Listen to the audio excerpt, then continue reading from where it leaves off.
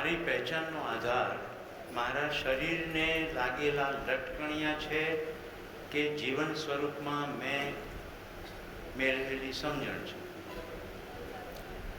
હવે મારા શરીરને જો હું ચલાવતો હોઉં તો મારા સમજણ પ્રમાણે જ હું એને ચલાવીશ. મારી જેવી સમજણ. મારી સમજણ એવી છે કે ચા મળી કે મળશે તો 3 કપ ઢીંચી જાવ. અને મારી એવી સમજણ કે ચા વગર બી મૂડ જોરદાર જ છે, હમણાં વાત જ કરી, ચા નથી પીવી. જેવી સમજણ. શરીરની સમજણને એવી ખબર પડી કે ડાયાબિટીસ છે તો શુગર વગરની ચા પીશ.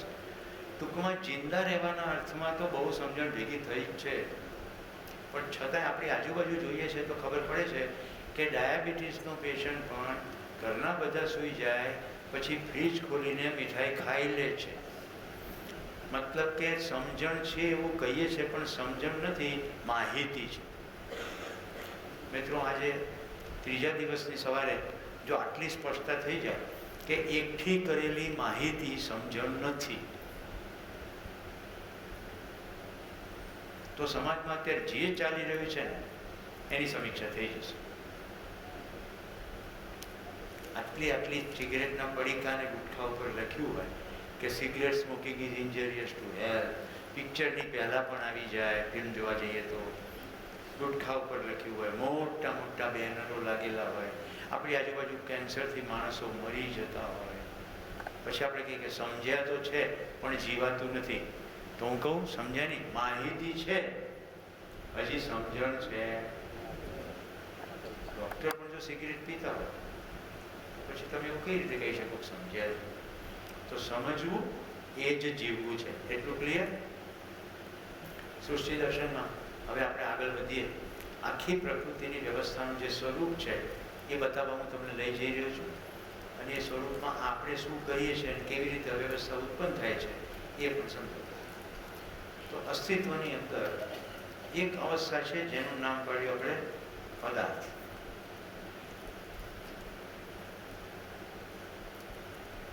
પદાર્થ શબ્દની સાથે અવસ્થા શબ્દ કીધું. પદાર્થ અવસ્થા મતલબ કે પદાર્થમાંથી સંક્રમણ કરવાની સંભાવના. આપણે એમ કહીએ ને કે કિશોરાવસ્થા, બાલ્યાવસ્થા, યુવાવસ્થા, પુખ્તાવસ્થા, વૃદ્ધાવસ્થા, આવું બોલીએ છીએ કે નહીં? મતલબ કે રૂપાંતરણ થઈ રહ્યું છે. તો પદાર્થ અવસ્થા, અસ્તિત્વમાં કોઈ પદાર્થની અવસ્થા છે. આ પદાર્થ અવસ્થામાંથી વિકાસ ક્રમના ભાગરૂપે જે બીજી અવસ્થા બને છે એનું નામ છે પ્રાણ અવસ્થા, એટલે કે વનસ્પતિ જગત. પદાર્થોમાં શું છે જે રોજ જુઓ છો તમે? માટી, પાણી, હવા. પણ હજી જુઓ તો મણિ, ધાતુ, કઠોર અને મૃદુ એવા 2 ભાગ છે. રોક, કઠોર, માટી, મૃદુ છે. હજી કઠોર વસ્તુ જોઈએ તો ડાયમંડ છે. ધાતુ અને અધાતુ 2 પ્રકારના સંયોજનો છે. સતહ ઉપરથી કેટલું ખોદીએ છીએ, કેટલું ઊંડે જઈને ખોદીએ છીએ, તો પદાર્થ અવસ્થામાં રેડિયો એક્ટિવ એલિમેન્ટ સુધી આપણી પાસે પદાર્થ અવસ્થાનો વૈભવ છે. સમજો, મેં શબ્દ વાપર્યો છે પદાર્થ અવસ્થાનો વૈભવ છે. માણસને જે ક્ષમતા શરીરની આપવામાં આવી છે એ પ્રમાણે માત્ર સતહ ઉપરનું જ ખોદી શકે, પણ કલ્પનાશીલતાની મદદથી, ડ્રિલિંગ સાધનોની મદદથી આપણે ઠેઠ ઊંડેથી શોધવા લાગ્યા. ક્રૂડ એ પણ પદાર્થ છે, પેટ્રોલિયમ જેને કહીએ છીએ. સરફેસ પર પાણી છે પણ આપણે ઊંડેથી પાણી શોધીએ છીએ. આવું કેમ કરીએ છીએ? તો પહેલાં પદાર્થ અને પ્રાણ અવસ્થા વચ્ચેનો સંબંધ સમજીએ. આખા અસ્તિત્વમાં એવી કેટલીક પૃથ્વીઓ છે જ્યાં કેવળ ધૂળની ડમરીઓ છે, ગોળો છે પણ હજી સોલિડ જમીન નથી. કેટલીક એવી પૃથ્વીઓ છે જેમાં સોલિડ જમીન છે પણ પાણી નથી. કેટલીક એવી પૃથ્વીઓ છે જમીન છે, પાણી છે, પણ હજી પ્રાણ અવસ્થા નથી. તો વિકાસ ક્રમમાં શું થાય છે? પદાર્થ પોતાનું તમામ દમ લગાડી દે છે અને હવામાં પ્રચુર માત્રામાં કાર્બન ડાયોક્સાઇડ જ્યારે ભેગો થઈ જાય છે ત્યારે વિકાસ ક્રમના ભાગરૂપે પ્રાણ અવસ્થાનું આગમન થાય છે. જો શું થઈ રહ્યું છે? પદાર્થ પોતાનું બધું આપે છે. અહીંયા જ્યારે હું કરતો જાઉં ત્યારે જોતા પણ રહેજો. હવે જે ખેતીમાંથી આવે છે એને બધાને ખબર છે કે જમીનમાં બીજ પડે એટલે ઉગી જતું નથી, એને માટી જોઈએ, નિશ્ચિત માત્રાનો ભેજ જોઈએ, એટલે પાણી જોઈએ, હવામાં CO2 જોઈએ, આ બધું જોઈએ તો પદાર્થ પોતાનું તમામ તાકાત લગાડી દે એટલે પ્રાણ અવસ્થાનો વિકાસ થાય. બદલામાં પ્રાણ અવસ્થા જેમ જેમ મોટી થતી જાય એના પત્તા ડાળીઓ સૂકું થઈને જમીનમાં ભળતું જાય એટલે જમીન વધારે ફળદ્રુપ થતી જાય. આમ પદાર્થ અને પ્રાણ અવસ્થા વચ્ચે ઉપયોગ અને પૂરકતાનો સંબંધ છે. આવું છે કે નહીં જુઓ. હવે મારો પ્રસ્તાવ છે, પદાર્થ અને પ્રાણ અવસ્થા વચ્ચેનો સંબંધ લેન દેનનો સંબંધ નથી, બલકે દેન દેનનો સંબંધ છે. પદાર્થ પોતાનું બધું આપે છે, પ્રાણ અવસ્થા વિકસીને દેન પાછું આપે છે. સમજાય છે? પદાર્થ અવસ્થા પ્રાણ અવસ્થાને એનું શરીર જે પણ બન્યું છે એને ચલાવવા માટે અનુકૂળ થઈ જાય છે અને બદલામાં પ્રાણ અવસ્થા એના સૂકા પત્તા ડાળીઓની મદદથી જમીનને વધુ ફળદ્રુપ બનાવે. मतलब કે जीने दो और जियो, पहले जीने देना बाद में जीना. આપણે રોજ શું બોલીએ છીએ? જીયો, પહેલા હું જીવી લઉં, પછી ચાન્સ મળે ને તો તમને જીવવા દો.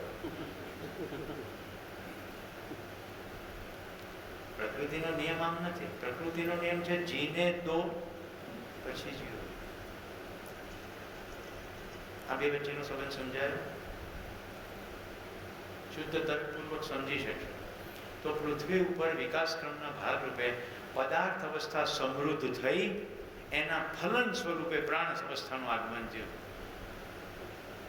જે લોકો વૈજ્ઞાનિક બેકગ્રાઉન્ડથી આવે છે એ બધું જ વાંચી શકે, બધું ઉપલબ્ધ છે મટીરિયલ.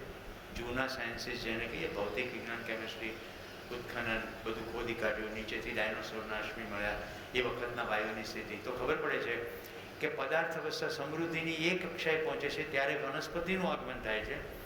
પણ હજી પદાર્થ અને વનસ્પતિ બંનેનું જગત પૂરતું સમૃદ્ધ નથી થયું ત્યાં સુધી જીવ અવસ્થાનું આગમન નથી.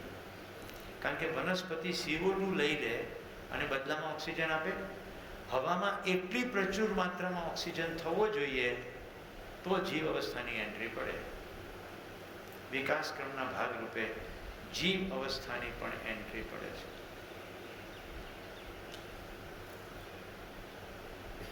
હવે શું થાય છે? વનસ્પતિ જીવ અવસ્થાને માટે પ્રચુર માત્રામાં ઓક્સિજન આપે છે, બદલામાં જીવો શ્વસન ક્રિયાથી કાર્બન ડાયોક્સાઇડ કાઢે છે.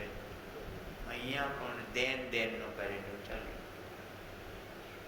દેન હું તમને આપું, તમને જીવવા દઉં, પહેલા બદલામાં હું જીવું. દેન આવું છે કે નહીં? એટલું જ નહીં, જીવ અવસ્થાના શરીરમાંથી નીકળતા મળમૂત્રના પદાર્થો પદાર્થ અવસ્થાને હજી સમૃદ્ધ બનાવે છે.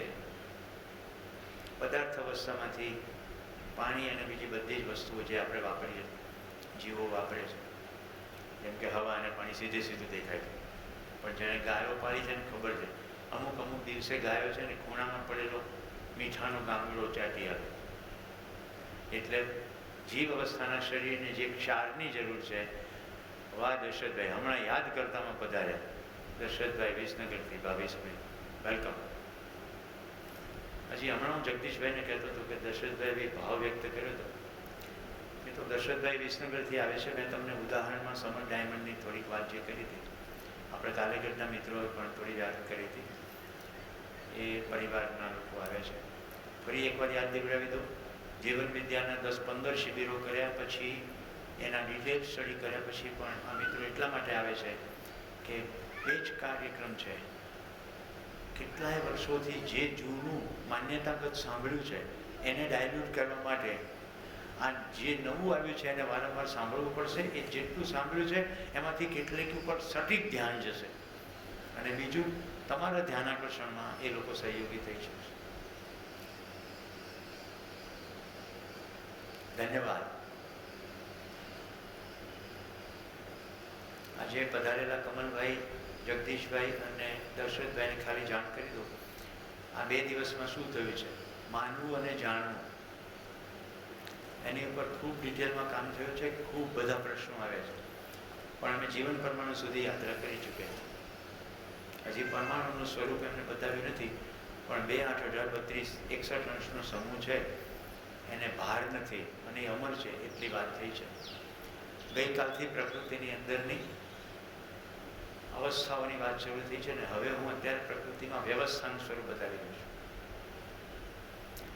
તો જીવના મળમૂત્ર જેવા પદાર્થો જમીનને એટલે પદાર્થ અવસ્થાને વધુ સટીક બનાવે, વધુ ઉર્વરક બનાવે, વધુ ફળદ્રુપ બનાવે છે. હવે આ ત્રણેયમાં તમને દેનનો કાર્યક્રમ દેખાઈ રહ્યો છે. તો સમગ્ર અસ્તિત્વમાં એવી કેટલીક પૃથ્વીઓ છે જ્યાં પદાર્થ અવસ્થા સમૃદ્ધ છે, કેટલીક અવસ્થાઓ કેટલીક પૃથ્વીઓ એવી સમૃદ્ધ છે કે જ્યાં પ્રાણ અવસ્થાઓ પણ છે, અને કેટલીક પૃથ્વી એવી છે કે ત્યાં જીવ અવસ્થાઓ પણ છે. જીવોના શરીર પણ ડીકે થાય છે, જીવોના શરીરમાં પણ વિકાસક્રમ છે. ઉંદરડા જેવા નાના જીવથી લઈને અત્યંત મેધસ વિકસિત થયો એવા હાથી જેવા જીવો છે. ઉંદરડાને પાળવું દુષ્કર છે, સાઈઝમાં ભલે નાનું હોય, આમ લાગે કે એનું તો નાનું મગજ છે, પાળી શકાય ઉંદરડું. ઓકે, પશ્ચિમની અંદર ગિનીપેગ નામના સફેદ ઉંદરડા પાળવામાં આવતા હોય છે.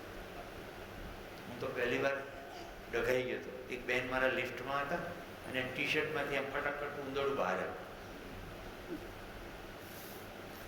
એટલે પણ હાથી પાળી શકાય.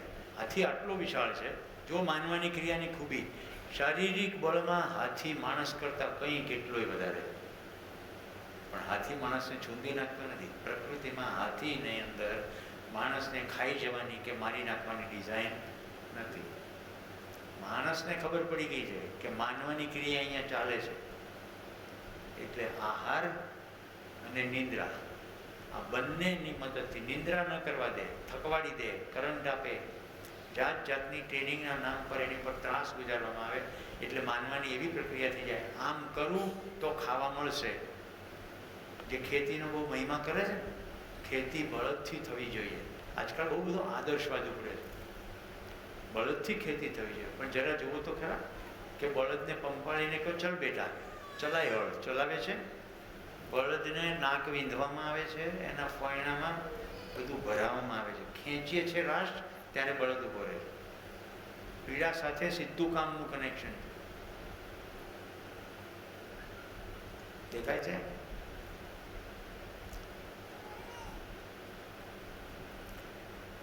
તો અસ્તિત્વની અંદર આની સિવાય બીજું શું છે ઉત્પલભાઈ? પદાર્થ આવી ગયો, પ્રાણ આવી ગયો, જીવ આવી ગયો. જ્ઞાન અવસ્થા, ચોથી અવસ્થાનું નામ છે જ્ઞાન અવસ્થા, એટલે કે માનવ. એટલે હું શરૂમાં શિબિરમાં એવું વાક્ય પ્રયોગ કરતો કે હવે વિલનની એન્ટ્રી પાડીએ.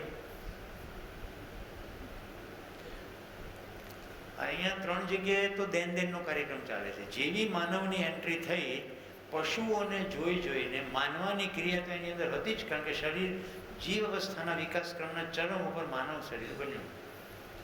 પશુઓને જોઈને માનવાની ક્રિયા દ્રઢ થતી ચાલી, અને એણે શું કર્યું?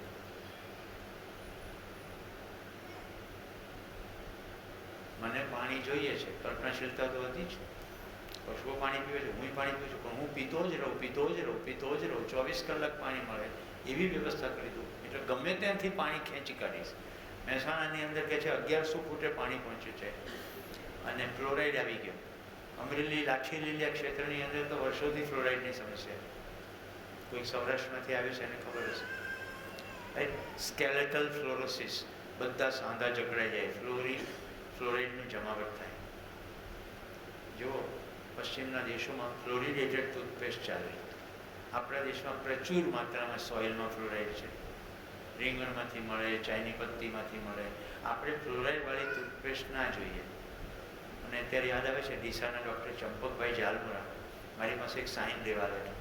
મને કે અમે આખા દેશના ડેન્ટિસ્ટ ડૉક્ટરોએ ઝુંબેશ ઉપાડી છે કે કોલગેટે કમ્પલસરીલી ફ્લોરાઇડ વગરની ટૂથપેસ્ટ બજારમાં મૂકવી પડે, કે જેને ફ્લોરાઇડની સમસ્યા, ફ્લોરાઇડ જોઈએ છે કોઈક સંજોગોમાં દેશમાં અમુક પોકેટ્સ એવા છે, ઓરિસ્સા, બિહાર તરફના, ત્યાંના સોઇલની અંદર ફ્લોરાઇડ નથી, તો એમને કદાચ ફ્લોરાઇડ જોઈતો હોય તો ટૂથપેસ્ટમાં ભલે નાખે, પણ આખા દેશવાળાને ફ્લોરાઇડની ટૂથપેસ્ટ આપવાની શું જરૂર?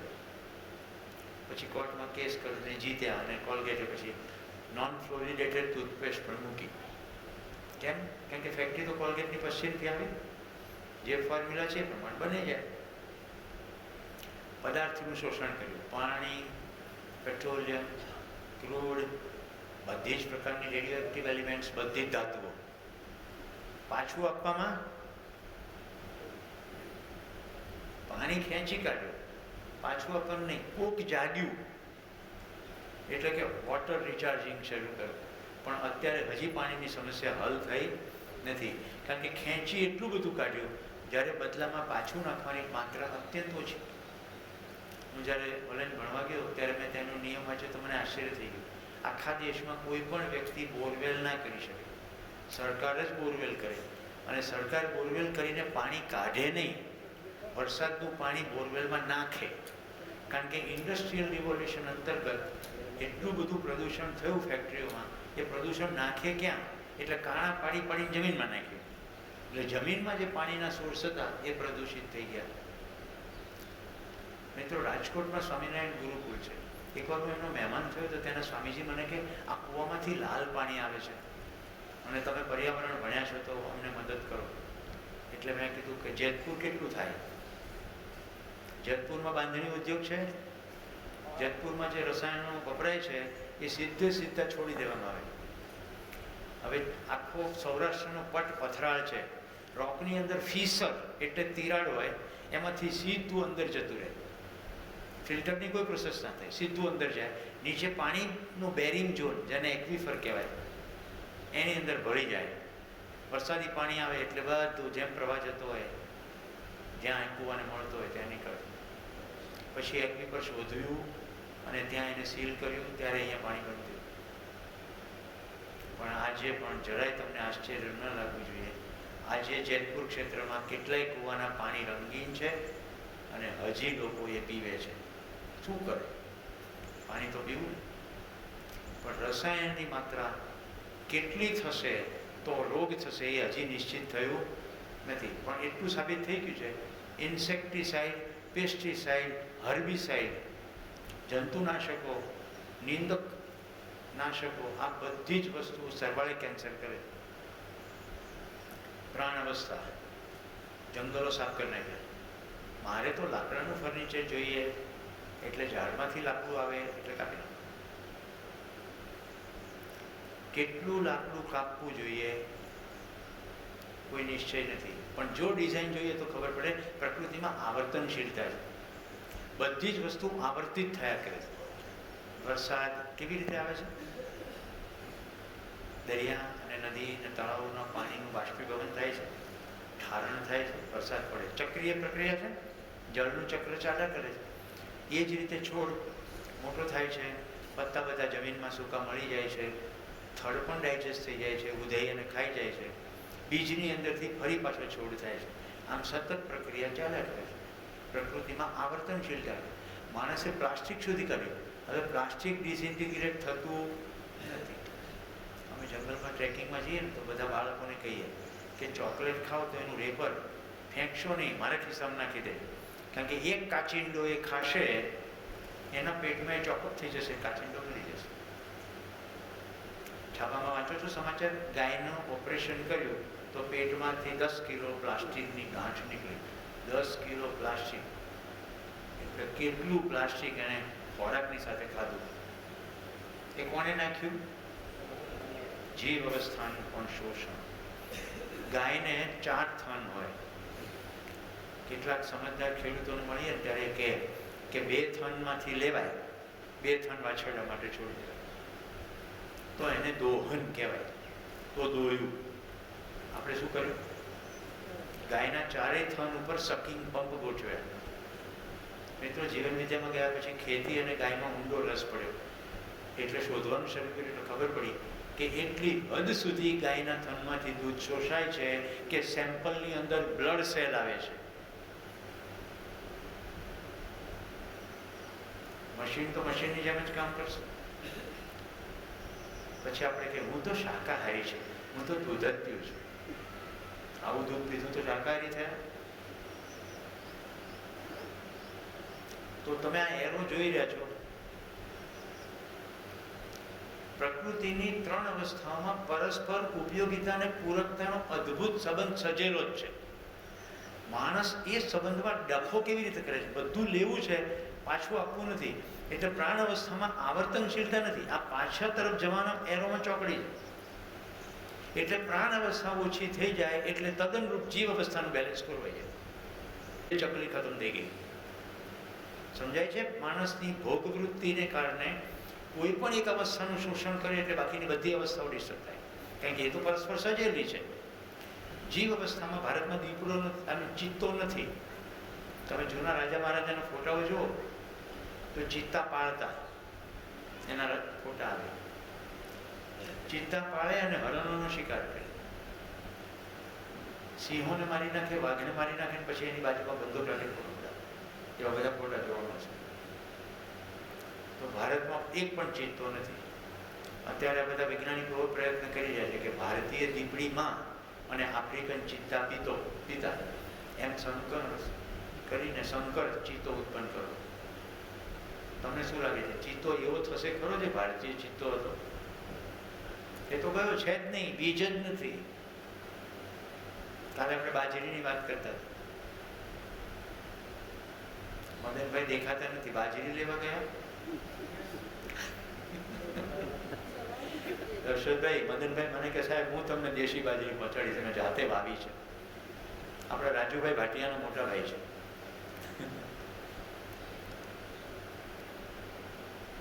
મને દેશ યાદ નથી પણ એ દેશ બરફીલો છે, લગભગ ગ્રીનલેન્ડ હોઈ શકે. એ દેશની અંદર એક બંકર બનાવવામાં આવ્યું છે.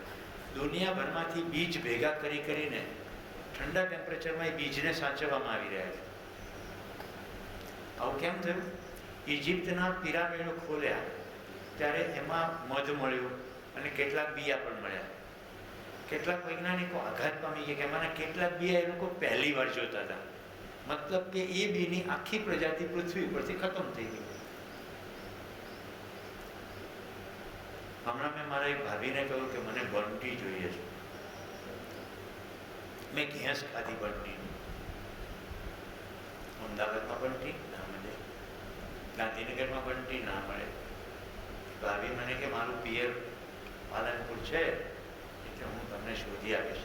મેં કીધું બંટી પણ જોઈએ, કોદરા પણ જોઈએ, રાગી પણ જોઈએ. રાગી મને મળી દક્ષિણ ગુજરાતમાં.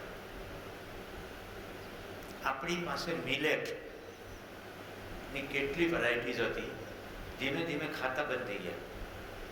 કેમ ખાતા બંધ થઈ ગયા? ઓરિજિનલ બીજ રહ્યું નહીં, સંકરણો ગયા. શું કામ? તો કે વધુ ઉત્પાદન. ઓછી જમીનમાં એવા રસાયણોનો ઉપયોગ કરીએ કે વધુ ઉત્પાદન મળે. તો રસાયણોનો ઉપયોગ કરીને થાકી ગયા એટલે બિયામાં હળી કરો. બિયામાં એવું કંઈક કરો જેથી કરીને બીયું વધારે ઉત્પાદન આપે. ક્રોસ બ્રીડિંગ, હાઈ બ્રીડિંગ કરીને એવી જાતો વિકસાવી કે ખૂબ ઉત્પાદન થાય. મીઠાશ ગઈ, પોષક તત્વો ઓછા થવા લાગ્યા. આપણી આખી પેઢી બાજરો ખાતી. મેં કીધું 95 વર્ષે મારા દાદા ઘોડે સવારી કરતા. કેવું ખોરાક હતો, કેવી જિંદગી હતી. કારણ કે એ વખતે પણ થોડી કંઈક સમજ હતી. જેવી માણસમાં મલ્ટીપ્લાઇંગ કેપેસિટી આવી એટલે ભ્રમ પણ મલ્ટીપ્લાય થયો. ટીવીની માધ્યમથી જેમ ભ્રમ મલ્ટીપ્લાય થયો, ઇન્ટરનેટની માધ્યમથી ઓર મલ્ટીપ્લાય થયો. એટલે કોઈ એકે ઉત્પાદન વધારે લીધું એટલે સ્ટોરી કે મારે બહુ ઉત્પાદન આવે તો લાવો ત્યારે ગયા એ થાય. સરકારે ખાતરોની ફેક્ટરીઓ સ્થાપી, રાસાયણિક ખાતરો. રાઈટ? જાણો છો ને, ઇફકોન, ગ્રીપકોન. કારણ કે સરકારમાં બેઠેલા માણસો ક્યાંથી આવે છે? મંગળના ગ્રહ પરથી કે આપણી વચ્ચેથી? જે પરિવારમાં ભોગવાદી માનસિકતા છે એ પરિવારમાં મોટો થતો બાળક જો પદ ઉપર પહોંચે તો એ ભોગવાદી માનસિકતાને અનુરૂપ જ નિર્ણયો લેશે. એટલે 6 લેનના રસ્તા થશે, રાસાયણિક ખાતરના કારખાના થશે અને આટલું કેન્સર થવા છતાં સિગરેટની ફેક્ટરીને એક્સપાન્શનની પરમિટ મળશે. એક તરફ લખીએ કે વૈધાનિક ચેતવણી, धूम्रपान करना स्वास्थ्य के लिए हानिकारक है। गुटखा तंबाकू चबाना स्वास्थ्य के लिए हानिकारक है। और फैक्ट्री जो परमिशन मांगे कि महीने 1 टन प्रोड्यूस करिए છીએ, અમને 2 ટનની પરમિશન આપો, તો થોડા કાગળિયા કરો એટલે પરમિશન મળી.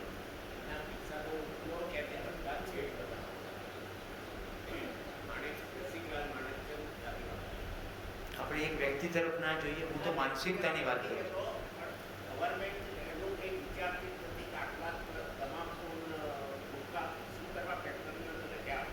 પ્રવીણ કાકા, આમાંથી આજ મિનિટ જાગવાની છે. સરકાર વિચારતી નથી કે આપણે વિચારતા નથી. આપણે દરેક વખતે આંગળી થર્ડ પાર્ટી તરફ લઈ જઈએ છીએ. સરકાર ક્યાંથી આવે છે? આપણામાંથી આવે છે. આપણે સમજણ ફેલાવવાનો કોઈ કાર્યક્રમમાં આપણી શું ભાગીદારી? આજે કમસે કમ 4 મિત્રો અહીંયા પ્રસન્ન છે, તાલેગઢમાં હેપીનેસ ક્યુરિક્યુલમ ચલાવે છે, તો એમને એક ઉત્સાહનું લેવલ છે. કમસે કમ એટલી તો ખબર પડી ગઈ આપણે કંઈ દમદાર કામ કરીએ છીએ. ખરું નહીં વિજયભાઈ? તમે મારો એક ધારો ઉત્સાહ ને પ્રસન્નતા જોઈ રહ્યા છો 2 દિવસથી કે થાકી ગયો? ખબર પડી ગઈ કે આમ જ થાય. મલ્ટીપ્લાયર ઇફેક્ટ એક માણસથી જ આવે. બધા એમ કે પેલો કરશે, પેલી કરશે તો થોડું થાય. આચરણ જ પ્રમાણે. એટલે સરકારોનો વાંક કાઢીશું નહીં. સરકાર ઉપર અસર પડી શકે એવું આપણે આચરણ કરીશું. અને એકથી નહીં થાય, અકેલે કોઈ કાર્યક્રમ નહીં. બધાએ ભેગા થવું જ પડશે, છૂટકો જ નથી. હવે બીજું કંઈ નહીં, સામાન્ય સ્વાર્થની રીતે જુઓ. હવે આપણે નંદિની અહીંયા છે, ઉત્પલ અને હિના પત્ની અહીંયા હાજર છે, માતા પિતા. એ જો ઈચ્છે કે મારી દીકરી 21 વર્ષની થાય અને સ્વસ્થ જીવન જીવે, તો એને અત્યારે જ કંઈક કરવું પડે ને. કે 21 વર્ષે વિચારે એટલે એ તો ખેતી કરે ને ગાય પાળે, પણ એટલાથી નહીં થાય. એને જે લોકો સાચી જિંદગી જીવતા હોય એના સહાયક થઈને ઊભું રહેવું પડશે. અને પહેલી સહાય સમજણની છે. તો ભાઈ મને સમજણ પડી ગઈ, ચાલ તને સમજાવો. અને માણસ સમજી શકે છે. આપણી અંદર પછી માન્યતા શું છે? જે ઋતુએ પ્રશ્ન પૂછ્યો કે બધાની તર્ક બુદ્ધિ તો અલગ અલગ હોય ને. આપણી અંદર એવી દ્રઢ માન્યતા બેઠી છે કે એ નહીં સમજે.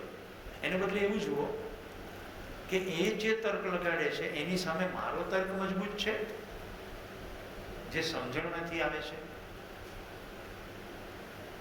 તો જ્ઞાન અવસ્થાએ જીવ અવસ્થાને પણ પાછું આપવામાં કંઈ કરવું. કેટલાય પ્રાણીઓ મરી ગયા છે, કેટલી પ્રજાતિઓ ખતમ થઈ ગઈ, હવે ફરી કદી નહીં આવે. કેટલી વનસ્પતિઓ પરમેનન્ટલી ખતમ થઈ ગઈ, કદી નહીં આવે. ગઈકાલે તમે જે ફિલ્મ જોઈ એ લગભગ 20 વર્ષ જૂની ફિલ્મ. એમાં જે સાલ છેલ્લી કઈ બતાડી હતી? 5 ને 15 વર્ષ જૂની ફિલ્મ. 2005ની સાલ છેલ્લી બતાડી. 15-16 વર્ષ જૂની ફિલ્મ છે. એની અંદર એ કહે છે કે આટલી પ્રજાતિઓ ખતમ થાય છે રોજ. આંકડો, આટલું જંગલ રોજ ખતમ થાય છે.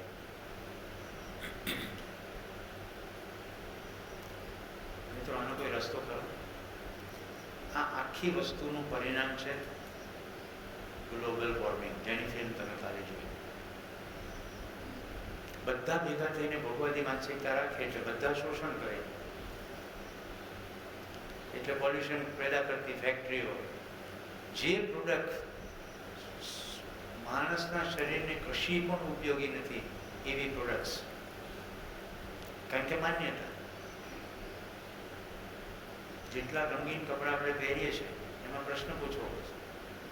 મેં પણ પહેર્યો છે કે રંગ કયો છે, ક્યાંથી આવે છે, રંગનો સોર્સ પ્રાકૃતિક છે કે આવર્તનશીલતાને સપોર્ટ કરે એવો છે. એ કે વિચાર કરવો પડશે કે બધાએ. હું એન્જિનિયરિંગમાં ભણતો ત્યારે બ્યુટી વિધાઉટ ક્રુઅલ્ટી નામની એક સંસ્થાનો સદસ્ય થયો. અત્યારે હું પીટાનો સભ્ય છું, people's movement for ethical treatment of animals. PETA અંતર્ગત આપણે દેશમાંથી મેડિકલમાં ભણવા જતાં પહેલાં 12મા ધોરણમાં દેડકા ચીરતા હતા એ બંધ થઈ ગયું. નહીં તો એક આખો વેપાર ચાલતો હતો દેશમાં. હવે બધા દેડકા ચીરીને મારી નાખે. મેડિકલમાં તો 2-5% જાય, બાકી બધો માસ તો કાં તો કોમર્સ ભણે કાં તો છોડી દે ભણવાનું, આર્ટ્સ ભણે. બધા ક્યાંથી મેડિકલમાં જાય? પણ દેડકા તો બધા ગયા ને, એ બંધ થયું. ધીમે ધીમે સર્કસના પ્રાણી પરના અત્યાચારો બંધ થયા, ધીમે ધીમે થઈ ગયું છે. પેટા આખા વર્લ્ડમાં કામ કરે, સામુદાયિક રીતે કામ કરવું પડશે. તો મિત્રો, ફિલ્મ જોયેલી છે એટલે આપણે ગ્લોબલ વોર્મિંગની વધારે વાત કરતા નથી. હવે આગળ વધીએ. એક માનવની વાત કરીએ તો પ્રત્યેક માનવ કોઈક ને કોઈક પરિવારમાંથી જ આવે છે, આકાશમાંથી ટપકતો નથી. પરિવાર હંમેશા કોઈ સમાજનો અંગ હોય છે, અને પરિવારમાંથી કેટલાક માણસો કોઈક પદ ઉપર બેસે છે અને માનવકૃત વ્યવસ્થાઓ બનાવે છે. માનવકૃત વ્યવસ્થા જોઈએ. શિક્ષણ, નિશાળ, માનવકૃત વ્યવસ્થા. દવાખાનું, માનવકૃત વ્યવસ્થા. પોલીસ, માનવકૃત વ્યવસ્થા. જ્યુડિશિયરી, માનવકૃત વ્યવસ્થા. લેજિસ્લેટિવ એસેમ્બલી, આપણી ધારાસભા, વિધાનસભા, લોકસભા, રાજ્યસભા, માનવકૃત વ્યવસ્થા. માનવકૃત શબ્દ એટલા માટે છે, અસ્તિત્વમાં એવું નથી. અસ્તિત્વમાં એવું નથી કે બધી ચકલીઓ ભેગી થઈ નક્કી કરે કે કાગડો આજકાલ બહુ મંડાણો છે, આપણા બચ્ચાને મોટા થવા દેતો નથી. કાગડો આવે એટલે બધા ભેગા થઈને તૂટી પડવું છે. ચલો બધી ચકલીઓ પોતાના માળામાંથી બહાર આવો, સજ્જ થઈ જાઓ. ખોરાકમાં થાય છે, બધા સિંહો ભેગા થઈને એક જીબ્રાનો શિકાર કરે, પણ બાકીના બધા જીબ્રા મસ્તીથી ચર્યા કરે. સિંહને ભૂખ લાગે એટલે દોડવા માટે, જીબ્રાને ખબર પડે કે સિંહને ભૂખ લાગી છે, એ દોડો. કેટલી અદ્ભુત વ્યવસ્થા છે. જીબ્રાની સંખ્યા અને સિંહની સંખ્યા અનુપાતમાં છે. જેટલી સિંહને જીબ્રાની આવશ્યકતા છે એનાથી વધારે અધિક ઉપલબ્ધ છે. ચલો ફરી પાછું પહેલા ચિત્રમાં જઈએ. પદાર્થ અવસ્થા એટલી બધી પ્રચુર માત્રામાં છે, એની કરતાં પ્રાણ અવસ્થા ઓછી માત્રામાં. એટલે વનસ્પતિઓને જેટલું જોઈએ એનાથી ખૂબ વધુ પાણી, હવા, માટી, પોષક તત્વો ઉપલબ્ધ છે. ખબર પડી? પ્રાણ અવસ્થાને જેટલું જોઈએ એની કરતાં પદાર્થ અવસ્થા વધુ પ્રચુર સમૃદ્ધિ. જીવ અવસ્થાને જેટલું જોઈએ એનાથી ખૂબ વધારે વનસ્પતિ ઉપલબ્ધ છે. શું ડાળીએ ડાળીએ પોપટ બેઠા છે ખરા? ના. પત્તે પત્તે જીવડું બેઠું છે? ના. જીવ અવસ્થાને જેટલું જોઈએ એનાથી બહુ પ્રચુર માત્રામાં વનસ્પતિ ઉપલબ્ધ છે. સમૃદ્ધિ છે. ત્રણ અવસ્થામાં સમૃદ્ધિ જ છે. માણસની માનસિકતા શું છે? મારી આવશ્યકતા અનંત છે અને સાધન સીમિત છે. પશ્ચિમનું એક વિજ્ઞાની ઢોલ પીટે છે, બાકીના બધા મુંડી ચલાય, સ્પર્ધા ઊભી કરે છે. આવશ્યકતા અનંત છે, સાધન સીમિત છે, સ્પર્ધા અનિવાર્ય છે, શોષણ કરવું મારી જબરદસ્તી ફરજ પડે છે, કરવું જ પડશે. એક ખોટી માન્યતા અને આખું અર્થતંત્રની પથારી ગઈ.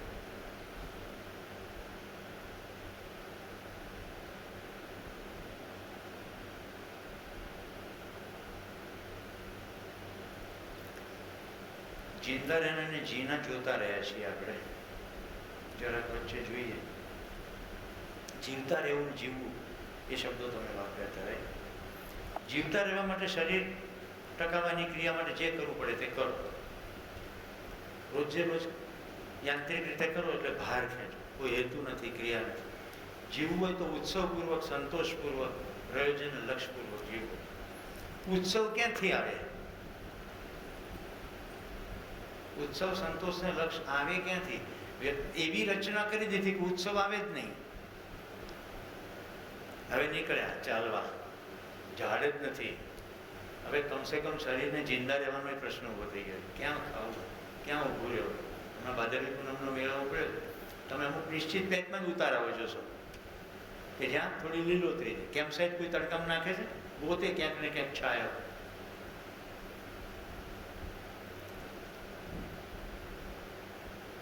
ઉત્સાહનો ઉત્સવ કેમ નથી? આપણી અપેક્ષાઓ સંતોષાતી નથી, અને જ્યાંથી સંતોષાશે નહીં ત્યાં શોધી રહ્યા છીએ. એટલે ફર્નિચર બનાવીને સંતોષી લઈશું, મોટો બંગલો બનાવીને સંતોષી લઈશું. આવું માન્યતામાં પડ્યું છે. એટલે મેં જે ચિત્ર બતાવ્યું કે પ્રકૃતિનું શોષણ થવાનું. હવે તમને તાણાવાણા મળશે કે શું કામ જિંદા રહીને જીનામાં આટલી મહેનત કરી? કારણ કે અસ્તિત્વની અદ્ભુત વ્યવસ્થા જે સજેલી છે એને હું ડેમેજ કરું છું, અને એનું કારણ માન્યતામાં છે. એવો તાળો મેળવવો જરૂરી છે. તનની જરૂરિયાતો સંતોષાતી નથી, જે જોઈએ છે મળતું નથી, કારણ કે એક ઇનઇક્વલ ડિસ્ટ્રીબ્યુશન છે. અને મનની જરૂરિયાતો સમજણના સંદર્ભમાં જ છે, લક્ષ્ય જ નથી. તો મને શું જોઈએ છે? મને સંબંધમાં સુખ જોઈએ છે એવી ખબર પડી જાય તો હું સંબંધ ઉપર ધ્યાન દઉં. રાઈટ? મને સંબંધમાં સુખ છે એવી ખબર પડે તો સંબંધ સાચવું ને, નહીં તો મારું તારું. એક ઘરમાં દેરાણી જેઠાણીની બબાલ હોય. જેઠાણી રસોડામાં પહેલા જાય તો મારા છોકરાને વધારે ખવડે છે. મેં આ બધું ઘરોમાંથી જ પ્રાપ્ત કર્યું છે. આખો કાર્યક્રમ મારો પ્રવાસનો રહે ને બધા પોતાનો બધો કચરો મારી પર ઠાલવી જાય. વિશેષ પણ અમારે તો આવું એટલે ખબર પડે કેવું ઘરોમાં ચાલી રહ્યું. આઘાતજનક પણ સાંભળવા મળે છે, કલ્પના ના કરી હોય એવું પણ સાંભળવા મળે. આપણી આવશ્યકતા ઉપર આપણે કામ કર્યું હતું. બધું જે તમે કરી ચૂક્યા છે એનું જ છે. બરાબર. શરીરની આવશ્યકતા જુદી છે, મારી જુદી છે. બે જુદી કેટેગરી કરી. મારા શરીરની આવશ્યકતાઓ, મારી આવશ્યકતાઓ. શરીરની આવશ્યકતાઓનો ડિફરન્સ કર્યો હતો આપણે, યાદ છે બધાને? કંઈ ભૌતિક, માનસિક, ખરીદી શકાય, ના ખરીદી શકાય વગેરે. આપણે જોઈએ શરીરને સુવિધા, સુખ. સુવિધા સમય પર જોઈએ, સુખ નિરંતર જોઈએ. સુવિધાની જરૂરિયાત જીવતા રહેવા માટે છે, અને પ્રસન્નતા ઉત્સવપૂર્વક જીવવું એ મારી જીવવાની જરૂરિયાત છે. એના માટે મને સમજણ જોઈએ, તો જીવવા માટે સમજણ. સુવિધાઓ મળે શ્રમપૂર્વક, ઉત્પાદનથી સુખ મળે સમજણપૂર્વક જીવવાથી. માનવની વ્યાખ્યા કરી હતી શરીર અને જીવન મનાકારને સાકાર કરવા વાળો મનોસ્વસ્થતાનો આશાવાદી ચૈતન્ય એકમ એટલે માનવ. આ તમને રિવ્યૂ એટલા માટે હું કરાવું છું કે અસ્તિત્વ દર્શન દરમિયાન એ ખબર પડવી જોઈએ કે આપણી જરૂરિયાતો પૂરી કરવા માટે પ્રકૃતિનું દોહન કરીએ છીએ. રિપીટ, આપણી જરૂરિયાતો પૂરી કરવા માટે કરીએ છીએ કે આપણી માન્યતાઓ વશ કરીએ છીએ? આપણી જરૂરિયાતો પૂરી કરવા માટે તો પર્યાપ્ત છે. મેં કીધું ને, બધી અવસ્થાઓ પર્યાપ્ત છે, અને સંબંધ માટે 780 કરોડ છે. એટલે જરૂરિયાત પૂરી કરવા માટે પર્યાપ્ત છે. અને જે ચિત્ર મેં બતાવ્યું અંતર્ગત પ્રાણ અવસ્થાને જેટલું જોઈએ એનાથી વધુ માત્રામાં એને પાણીનો પ્યાલો ભર્યો અને મૂક્યો, પણ ખબર પડી ગઈ મને પ્રાણ અવસ્થાને જેટલું જોઈએ એનાથી વધુ માત્રામાં. અને બેટા અડધું પાછું નાખી તો બધું ઠરી જશે. હું તો 1-3 ઘૂંટ પાણી પીશ. તો પ્રાણ અવસ્થાને જેટલું જોઈએ એનાથી વધુ માત્રામાં પદાર્થ ઉપલબ્ધ છે. ઓકે, જીવ અવસ્થાને જોઈએ એનાથી વધુ માત્રામાં પ્રાણ અવસ્થા ઉપલબ્ધ છે. અને માનવને જેટલું જોઈએ એનાથી બહુ બધી માત્રામાં પદાર્થ ઉપલબ્ધ છે, વનસ્પતિ પણ ઉપલબ્ધ છે, જીવો પણ ઉપલબ્ધ છે. એક મધમાખી મારી મધની 1 ચમચી પીવી છે ને મારે, એના માટે અમદાવાદથી કલકત્તા સુધીનું અંતર 8 વાર કાપે છે. આટલું અંતર કાપીને ફૂલોનો રસ ચૂસીને એક જગ્યાએ ભેગો કર્યો. જે લોકો થોડું સમજી ગયા છે ને એ મધપુરાને કદી નીચોવી નથી નાખતા. જેને સમજણ પડી છે એ મધુછેર કરે તો મધપુરાને એક રોડની નીચે ટીંગાવે અને પછી ધીમે ધીમે ગોળ ફેરવે. એટલે જે મધના સેલ ભરાયેલા છે અને ખુલ્લા છે એમાંથી મધ ધીમે ધીમે ટપકી જાય. પાછો એ મધપુરો મૂકી દે, પાછો કાર્યક્રમ ચાલે. મેં તમને ગઈકાલે બી નામની ફિલ્મ જોવાની વાત કરી હતી. આઈન્સ્ટાઈનનું વાક્ય કહ્યું હતું, જો પૃથ્વી પરથી મધમાખી ગઈ તો માનવ જાતિ સાફ થઈ જશે. કારણ કે આખી જાળ છે, ઇકોલોજીકલ વેબ. સુવિધાઓ શ્રમપૂર્વક મળે.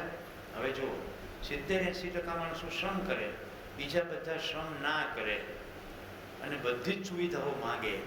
એટલે એ શ્રમ કરવાવાળા માણસોને એવી ખબર પડી જાય કે ઓછા શ્રમે જો વધુ આપણે કરીએ તો આપણને આપણી પાસેથી પૈસા મળશે. એટલે ઓછા શ્રમે લાકડા કાપવાનો કાર્યક્રમ કરવો હોય તો હવે કરવતી જોઈશ, પેલી સાદી કરવતી ચાલશે નહીં. એટલે જે માગે છે એ કહે છે કેમ લાકડું પહોંચ્યું નથી? કે સાહેબ કાપતા વાર તો થાય ને. અરે હું તને એવી કરવત બનાવી દઉં કે તું 1 દિવસમાં 100 ઝાડ કાપી શકે. હવે જે શ્રમ નથી કરતા એ ઓફિસમાં બેસીને એન્જિનિયરિંગ દિમાગ ચલાવે એટલે એને કદી ખબર ના પડે કે પ્રકૃતિનું શોષણ કેવી રીતે થાય છે. અને જેને ખબર પડે એનું પોતાનું શોષણ થઈ રહ્યું છે એ તો બંધ કરે જ નહીં. મિત્રો, હું પહેલી વાર સાસણના જંગલમાં લગભગ 2004-05ની સાલ હશે, ત્યાંના આહીરોની વચ્ચે જન્માષ્ટમીનો ઉત્સવ ઉજવવા ગયો ને. વિદ્યા પહેલાંના સમયની વાત છે. ત્યાં કાણેક નામનો નેસ છે, ત્યાં કાળા હતા નામના આહીર ભરવા રહે, એમનો મહેમાન થયો. એમની સાથે 5 દિવસ ગાળ્યા પછી મેં ગુજરાત સરકારને પત્ર લખ્યો કે આ લોકોને જંગલમાંથી બહાર ખસેડવાની પ્રવૃત્તિ ના થવી જોઈએ, કારણ કે જો આ લોકો બહાર ગયા તો સિંહ ખતમ થઈ જશે. એમની સાથે 5 દિવસ રહેવાથી મને ખબર પડી ગઈ કે શું ચાલી રહ્યું છે. તમામે તમામ લોકો એટલા બધા પીડિત હતા. ધ્રુવ ભટ્ટ પણ સાસણના જંગલમાં રહ્યા, એમણે વાર્તાઓ લખી છે, આપણે જાણીતા લેખક કવિ. એક ભ્રષ્ટાચારી ઓફિસર જો એની ઉપર કોઈ જોનારું નથી તો ફોરેસ્ટનું કોઈ પણ ઝાડ કાપીને વેચી નાખશે. થોડા સમયના અંતરે સિંહ મરી ગયા, ચામડા, એ બધા સમાચારો વાંચો છો તમે? હજી કોઈકની અંદર એવી માન્યતા પડેલી છે કે સિંહનો નખ માદળિયામાં પહેરો તો ભૂત ના વળગે. માન્યતાઓનું શું છે?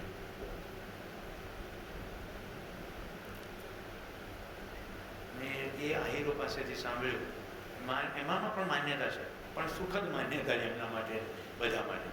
સિંહ વિષ્ણુનો અવતાર છે, એને ખાવાનું થાય તો એનો ભાગ લઈ લે, પણ આપણે એની સાથે જ જીવવાનું છે, એટલે સિંહને મરાય નહીં. મેં બહુ ક્રિટિકલ પ્રશ્નો પૂછ્યા હતા કે તમારી આટલું દૂધ દેતી ભેંસ મારી નાખે છે તો તમે ભેંસની અંદર ઝેર નાખી દો તો એ સિંહ તો પતી જાય ને, તો તમે એવું કેમ કરતા નથી? એવું કરાય? એવું ના કરાય. એનો ભાગ છે તે ખાય.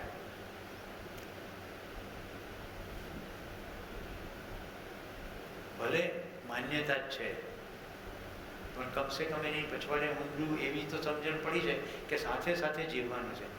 મિત્રો, પહેલે દિવસે મેં કીધું હતું 5 સૂત્રોમાં શિબિર પૂરો થઈ જાય છે. અસ્તિત્વ સહઅસ્તિત્વ છે. એકલી પ્રાણ અવસ્થાનું કોઈ અસ્તિત્વ નથી, એ જીવ અવસ્થા અને પદાર્થ અવસ્થાના સંદર્ભમાં જ છે. એવી જ રીતે એકલા માનવનું પણ કોઈ અસ્તિત્વ નથી, બધું સહઅસ્તિત્વ સંદર્ભે જ છે. અને હજી આપણે આવતીકાલેથી પરમ દિવસે સહઅસ્તિત્વની ઊંચાઈએ જઈશું કે ખાલી આ અવસ્થાઓનું સહઅસ્તિત્વ છે કે બીજું કશું છે.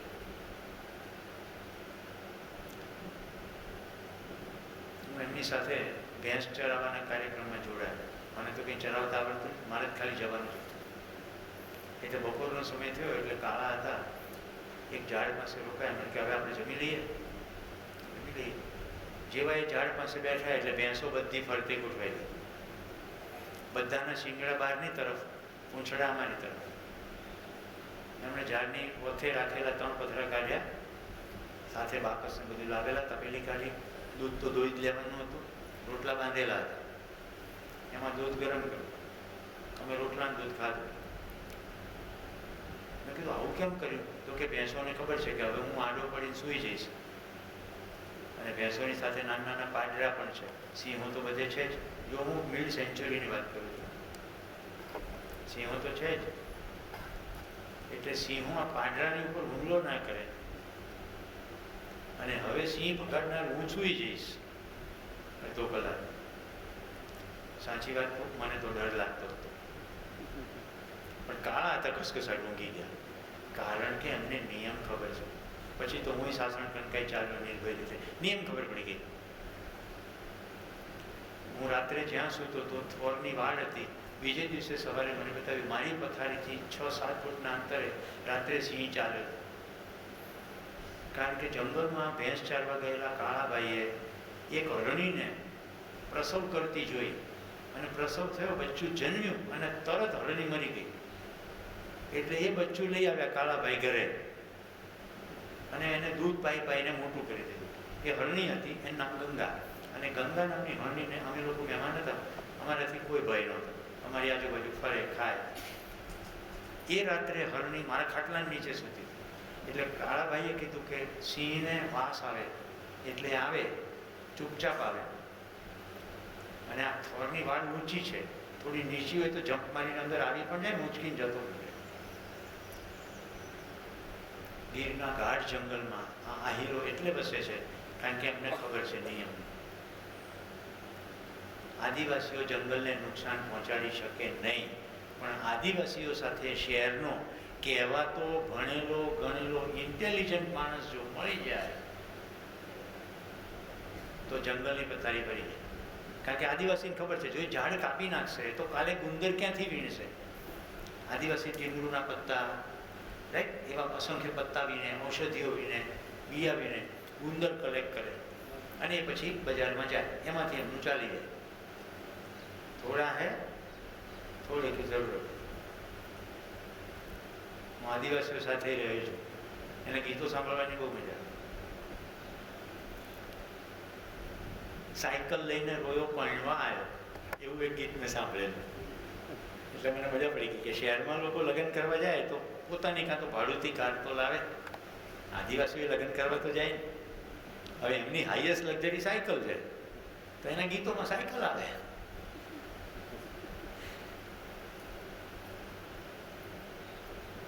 આપણે શું જોઈ રહ્યા છીએ? પ્રકૃતિમાં સજેલી અવસ્થાઓ.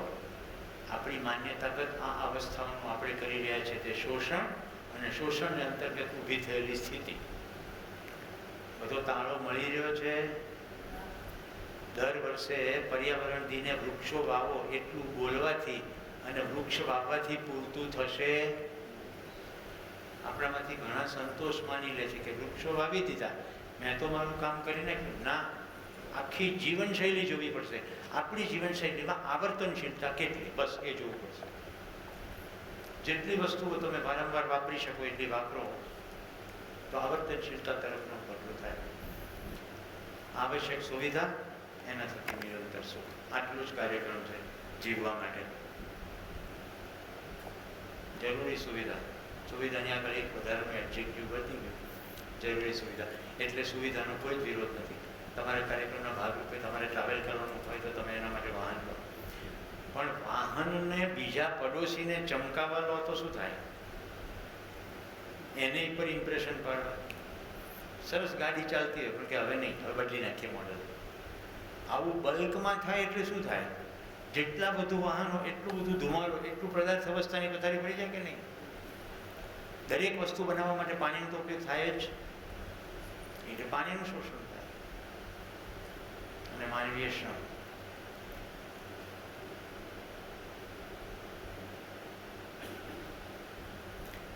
મિત્રો, ગ્લોબલ વોર્મિંગની પછડનું જોયું. હવે આપણે માનવની પોતાના સમાજમાં કરેલી અથવા સમુદાયમાં કરેલી અવ્યવસ્થાનું સ્વરૂપ જોઈએ. માનવમાં બેસી ગયું છે કે મને જોઈએ, બધું જોઈએ, એટલે સૌથી પહેલો ડોળો પરિવાર પર કરે. જેટલું પરિવારમાંથી લેવાય એટલું લઈ લે. ઘરમાં 2 કે 3 ભાઈઓ હોય, પિતાજીની જમીન હોય એટલે બધાનો ડોળો હોય કે જમીનનો કયો ભાગ વધારે ફળદ્રુપ છે. 1 ઇંચ માટે ઝઘડા થાય, ખૂન થઈ જાય, કોર્ટમાં કેસીસ વર્ષો ને વર્ષો ચાલે. બધી સમય, ઉર્જા અને પૈસા સમજણની દિશામાં લગાડવાને બદલે જમીન કેમ મને જોઈએ છે મારા નામે. કેટલા મારી સાથે સહમત છે? આવું થઈ રહ્યું છે કે નહીં? કમસે કમ પહેલાં એ તમને ખબર પડી છે કે આવું થઈ રહ્યું છે. તો માનવ પરિવારમાંથી પણ લેવાની કોશિશ કરે, સમાજમાંથી પણ જેટલું લેવાય એટલું લે. જે મુખ્યમંત્રી થઈ જાય એનો દીકરો પછી શેડ્યુલ કાસ્ટ અને શેડ્યુલ ટ્રાઇબની સીટ ઉપર એડમિશન લે એન્જિનિયરિંગમાં, તો એક શેડ્યુલ કાસ્ટના વિદ્યાર્થીને ભણવાની તક ઝૂંટવાય કે ના ઝૂંટવાય? સમજાય છે? કારણ કે ખાલી જ્ઞાતિનું સર્ટિફિકેટ છે. મૂળ આશય શું હતો? સમાજમાં પાછળ થઈ ગયેલા લોકોને મૂળ પ્રવાહમાં ભેળવી દઈએ કે બધાને સમાન તકો મળે. જેને પાસે સર્ટિફિકેટ લેવાની કોઈ સ્થિતિ નથી, એ થોડા પૈસા ભ્રષ્ટાચાર કરીને એવા સર્ટિફિકેટ લઈ લે અને સમાજમાંથી જેટલું લઈ શકાય એટલું લે. રેમડેસિવિરના ઇન્જેક્શનનો મોટો જથ્થો મળ્યો, આ ખબર છે ને તમને? સમાજમાંથી પણ જેટલું લે, માનવકૃત વ્યવસ્થાઓમાંથી પણ લે. માનવકૃત વ્યવસ્થાઓ જેમ કે શિક્ષણ, જેમ કે સરકારી પદો, હેલ્થ, હોસ્પિટલ, આ વખતે ઓક્સિજનની બહુ જ ઉણપ ઊભી થઈ અને એને કારણે ખૂબ બધા મૃત્યુ થયા. એમાં બધું જોવા મળ્યું. ફલાણાની લાગવગ લગાડીને હોસ્પિટલમાં દાખલ થઈ જવું. હવે જો આચરણથી શું ફાયદો થાય? એક જ પ્રસંગ છે પણ બધાને આનંદ થશે. હું કાશ્મીર ગયો હતો થોડા મિત્રો સાથે, જેનું હું પહેલાં કદી નહીં મળેલો એવા અમદાવાદના એક ડૉક્ટર નરેન્દ્રભાઈ, જેમની અમદાવાદમાં હોસ્પિટલ છે, એ પણ અમારી સાથે આવ્યા. અમે છેલ્લે દિવસે બધો ખર્ચનો હિસાબ કર્યો અને હજાર રૂપિયા બચ્યા હતા, બધાને પાછા આપી દીધા. નરેન્દ્રભાઈ મને કે અમારે જિંદગીમાં આવું કદી બન્યું નથી, કોઈ પૈસા પાછા આપે. અને આ બધું તમે ગોઠવ્યું તો એટલું બધું સરસ છે કે હજી 10,000 રૂપિયા માગો તો અમે બધા આપીએ. એમ મિત્રો સાથે મજા કરવાની હતી. એસ્ટિમેટ માર્યો હતો, એસ્ટિમેટ પ્રમાણે બધું થઈ ગયું, થોડું બચ્યું, પાછા આપ્યા. આ એકમાત્ર આચરણથી શું થયું? ડાઉન ધ લાઈન મારા પિતાજીને કોરોના થયો, સ્થિતિ બગડતી ચાલી, એટલે હોસ્પિટલમાં દાખલ થવાનો સમય આવ્યો. એ વખતે અમદાવાદમાં એવી સ્થિતિ હતી કે કોઈ પણ જગ્યાએ હોસ્પિટલમાં બેડ મળે નહીં. એટલે મેં નરેન્દ્રભાઈને ફોન કર્યો. મેં કીધું શું કરીએ નરેન્દ્રભાઈ? તો કે ખાલી લેતા હો, પથારી તો છે નહીં, પણ સારવાર માટે કંઈક તો કરીશું. હું ગાંધીનગરમાં, મને પોતાને કોરોના, રાઈટ, મારા કઝિને બધો વહીવટ કર્યો. એ પહોંચી ગયા, એમને આઈસીયુમાં પહેલાં રાખવામાં આવ્યા, પછી ક્રમશઃ બેડ ખાલી થયું મળ્યું, સાજા થઈને ઘરે આવ્યું. તમે નાનકડું પણ આચરણ કર્યું છે યોગ્ય રીતનું, તો કોઈ તો નોંધ લેનારું છે. એ વખતે આખા કુટુંબમાં થઈ ગયું કે જો નરેન્દ્રભાઈ સપોર્ટ ના કર્યો તો ગયા જ હોત. કારણ કે ખૂબ બધા લોકો ઓક્સિજનના અભાવે ગયા, એમને 12 દિવસ ઓક્સિજન ચડાવવો પડ્યો. તો માનવકૃત વ્યવસ્થાઓ જેટલી છે એમાં પણ શોષણ. હવે જો જે માનવ આવું કરતો હોય, એ માનવના પરિવારમાં જે બાળક મોટું થાય અને એ જે પોતાનો પરિવાર વસાવે, પરિવાર શું કરે? એ પણ જેટલું લેવાય એટલું લઈ લે, સમાજ પાસેથી પણ લઈ લે, બધેથી પરિવાર પણ લેવાનું કામ કરે. આ ખરેખર સમાજ શબ્દ સાચો નથી. સાચો શબ્દ તો સમુદાય છે. કારણ કે આવો સમુદાય પણ ભેગો થઈને લઈ લે. થોડા વખત પહેલાં એક હાર્દિકભાઈ ઊભા થયા હતા કે પટેલ સમાજ માટે અનામત આપો. એની પહેલાં જૈન સમાજમાં કેટલાક ઊભા થયા, અમારા માટે અનામત આપો. ખબર છે ને બધું? અહીંયા કોઈ પણ મિત્રોને ખબર હશે, પટેલ ભિખારી ના મળે, જૈન ભિખારી ના મળે. જૈન સમાજ તો કેટલું બધું ડોનેશન સખાવતો કરે. શેની અનામત? બસ માનસિકતામાં ઘૂસી ગયું કે આ રીતે કરીશું તો જ આપણો મેળ પડશે. કેમ પદ લઈ લેવું છે? કેમ નિર્ણય કરી શકાય? એટલે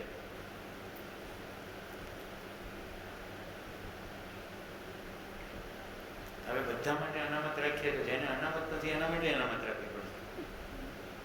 તમને વર્ગ વિગ્રહ દેખાય છે? હવે જે લોકો શેડ્યુલ કાસ્ટ ને ટ્રાઇબમાંથી આવે છે એમને ચલાવતી કેટલીક સંસ્થાઓના નામ જુઓ. દલિત પેન્થર, ભીમ સેના.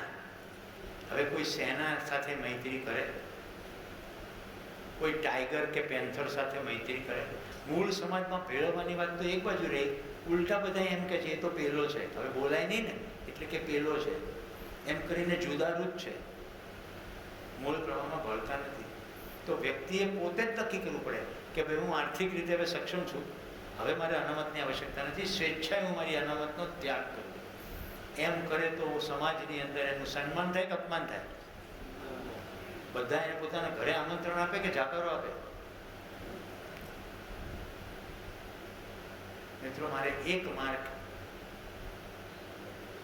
માર્ક ઓછો પડ્યો એટલે મને ડેન્ટિસ્ટ્રીમાં એડમિશન મળ્યું, પણ મેડિકલમાં એડમિશન ના.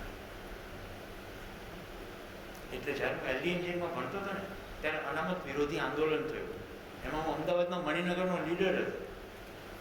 એટલે આ પરમ પૂજ્ય ધર્મ ધુરંધર હાર્દિકભાઈએ મને એપ્રોચ કર્યો, કેમ કે ત્યાં સુધીમાં તો પ્રખ્યાત થઈ ગયો કે સુરેશભાઈ તમે પબ્લિક સ્પીચ બહુ જોરદાર આપો છો, આપણે આંદોલન શરૂ કરવું છે. આંદોલન એટલે તમારો એમાં ઉપયોગ કરવાનો છે. મેં કીધું ભાઈ તમે જગ્યા ભૂલ્યા, હું તો અનામત વિરોધી આંદોલનનો છું અને તમે તો પટેલ અનામત માગનારા છો, આપણો ક્યાંથી મેળ પડે? અનામત છે નહીં ભાઈ, બધા સમાન.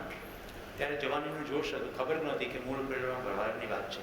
ત્યારે એમ જ હતું કે આપણો તો હક ગયો, 1 માર્ક માટે થઈને હોશિયારી હતી શું કામની, અને પેલા 36 માર્કવાળા મેડિકલમાં એડમિશન લઈ લે. અભ્યાસ કરીએ એટલે ખબર પડે કે આની પાછળનો મૂળભૂત આશય શું હતો અને હવે થઈ શક્યું છે.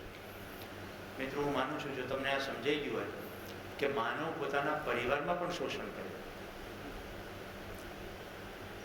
દરેક પોતાના પરિવારમાં જો જે ઘરમાં પુરુષ પોતાનું ધાર્યું પોતાની પત્ની પાસે કરાવડાવે અને પોતાના બાળકોને પણ ચલાવે, એ પોતાના જ ઘરમાં શાસન કરે છે અને કોઈ પણને શાસન સ્વીકાર્ય નથી, એટલે શોષણ જ થઈ રહ્યું છે. લાગે કે બધું બરોબર છે. એક દીકરી પુખ્ત વયની થઈ ગઈ છે, એની કોઈ પણ વિચાર, અપેક્ષા, સમજને ધ્યાનમાં લીધા વગર હવે એને પરણાવી દો. જેને હજી પોતાની સમજણ સ્પષ્ટ નથી થઈ એ એક નવા સંબંધમાં જોડાઈ જાય છે અને હજી વધારે કંઈ ખબર પડે એ પહેલાં બાળકો આવી જાય છે. એટલે એક કન્ફ્યુઝ મધર, એક કન્ફ્યુઝ ફાધર, બે ભેગા થઈને એક કન્ફ્યુઝ બાળકનું નિર્માણ કરે છે. આ કન્ફ્યુઝ બાળક આપણી કન્ફ્યુઝ સોસાયટીનું અંગ છે. એક ભ્રમિત પુરુષ, એક ભ્રમિત સ્ત્રી ભેગા થઈને એક બાળકનો ભ્રમની અવસ્થામાં ઉછેર કરે છે. એટલે આ ભોગવાદિતા, શોષણ બધું ચાલ્યા જ કરે. પરિવારની અંદર શોષણની પ્રવૃત્તિ થાય એટલે સંવાદ ના થાય. જ્યાં સંવાદ ના થાય ત્યાં ઝઘડા થાય, ટેમ્પરેચર વધે. જો આપણે ગ્લોબલ વોર્મિંગમાં જઈએ, વૈજ્ઞાનિકો એવું કહે છે કે જ્યારે બહુ ગરમી વધતી જશે ત્યારે ઉત્તર ધ્રુવ અને દક્ષિણ ધ્રુવ એની જગ્યાએથી ખસી જશે, અને જો ખસી જશે તો મેગ્નેટિઝમ ડિસ્ટર્બ થઈ જશે, એટલે બધું મોટા પાયે ઉથલ પાથલ થશે, બધું વિચ્છિન્ન થઈ જશે. ગ્લોબલ વોર્મિંગથી પૃથ્વીનું મેગ્નેટિઝમ ડિસ્ટર્બ થઈ જશે. ફેમિલી વોર્મિંગથી પરિવારનું મેગ્નેટિઝમ ડિસ્ટર્બ થઈ જઈ રહ્યું છે, એટલે પરિવારો વિચ્છેદમાં જઈ રહ્યા છે. પહેલા એવું કે અમારે 4 પેઢી એક થાળીએ જમીએ, હવે શું કહીએ છીએ, અમારે 4 થાળી અલગ અલગ સમયે પડે છે. ઘરમાં 4 જણા હોય, અલગ અલગ સમયે જમે છે, સાથે જમવાનું એક બાજુ. સંયુક્ત પરિવારની આખી કલ્પના તૂટી રહી છે કે નહીં?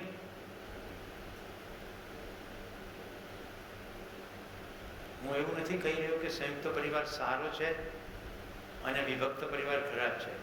કયો પરિવાર સારો, સંયુક્ત કે વિભક્ત?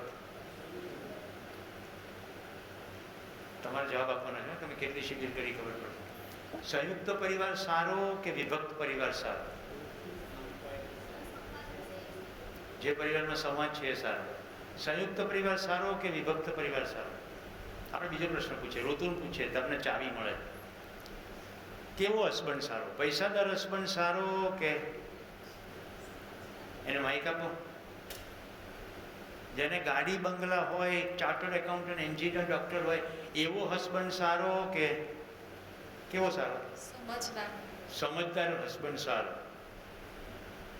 રાઈટ હિરન? ગોરી ઐશ્વર્યા રાયને ટક્કર મારે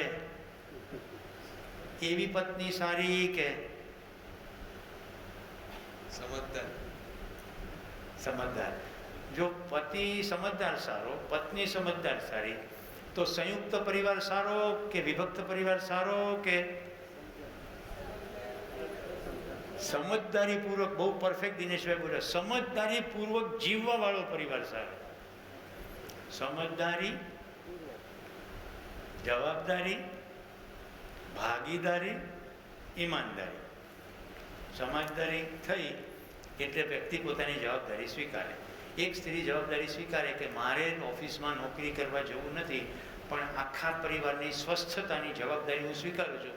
એમને પોષણક્ષમ આહાર મળે, બધા સવારે સમયસર ઉઠે, વ્યાયામ કરે, તો એ નોકરી કરે એ સારું કે આખો પરિવાર સ્વસ્થ રહે એના માટે નોકરી ન કરે એ સારું? જો ખાલી અત્યારે શરીરની સ્વસ્થતાની વાત કરીને પછી એની એ સ્ત્રી એવી જવાબદારી લે કે શરીરની સ્વસ્થતા સાથે સાથે મનની સ્વસ્થતાની પણ હું જવાબદારી લઉં છું, અને મારા બાળકોને એવું શીખવી શકું એના માટે હું એ શીખીશ, હું મારા બાળકોને સમજણ આપી શકું એના માટે હું એ સમજીશ. તો નોકરી કરે એ સારું કે સમજદાર માતા ગૃહિણી પત્ની થાય સારું? તમે જાતે જ જોઈ લો, હું તો ખાલી પ્રશ્ન જ પૂછી લઉં. એટલે જ્યારે ફિલોસોફિકલ વાત આવે ને, સંયુક્ત પરિવાર સારો, શું સારો? બધા ભેગા થઈને રોજ ઝઘડા કરતા હોય તો શું સારું? અચ્છા, વિભક્ત પરિવાર શું સારું? સાથે રહે પણ અસામાજિક પ્રવૃત્તિ કરતા હોય તો? પતિ પત્ની બે ભેગા મળીને ઘણું બધું શોષણ કરતા હોય, જેમ કે બંટી અને બબલી નામની એક પિક્ચર આવી, બંટી ઓર બબલી. એટલે આજે પણ જે ઉઠાવગીરો ચોરીને બધા પ્રસંગો આવે, આખો પરિવાર ભેગો થઈને ચોરી કરવા નીકળે. એમાં દરેકની ભૂમિકા અલગ અલગ હોય. એટલે જવાબદારી શબ્દ, પહેલા શબ્દ છે સમજદારી. સમજદારી પછી સ્વીકારેલી જવાબદારી, એ જવાબદારી એ આવેલું ભાગીદારીનું કામ.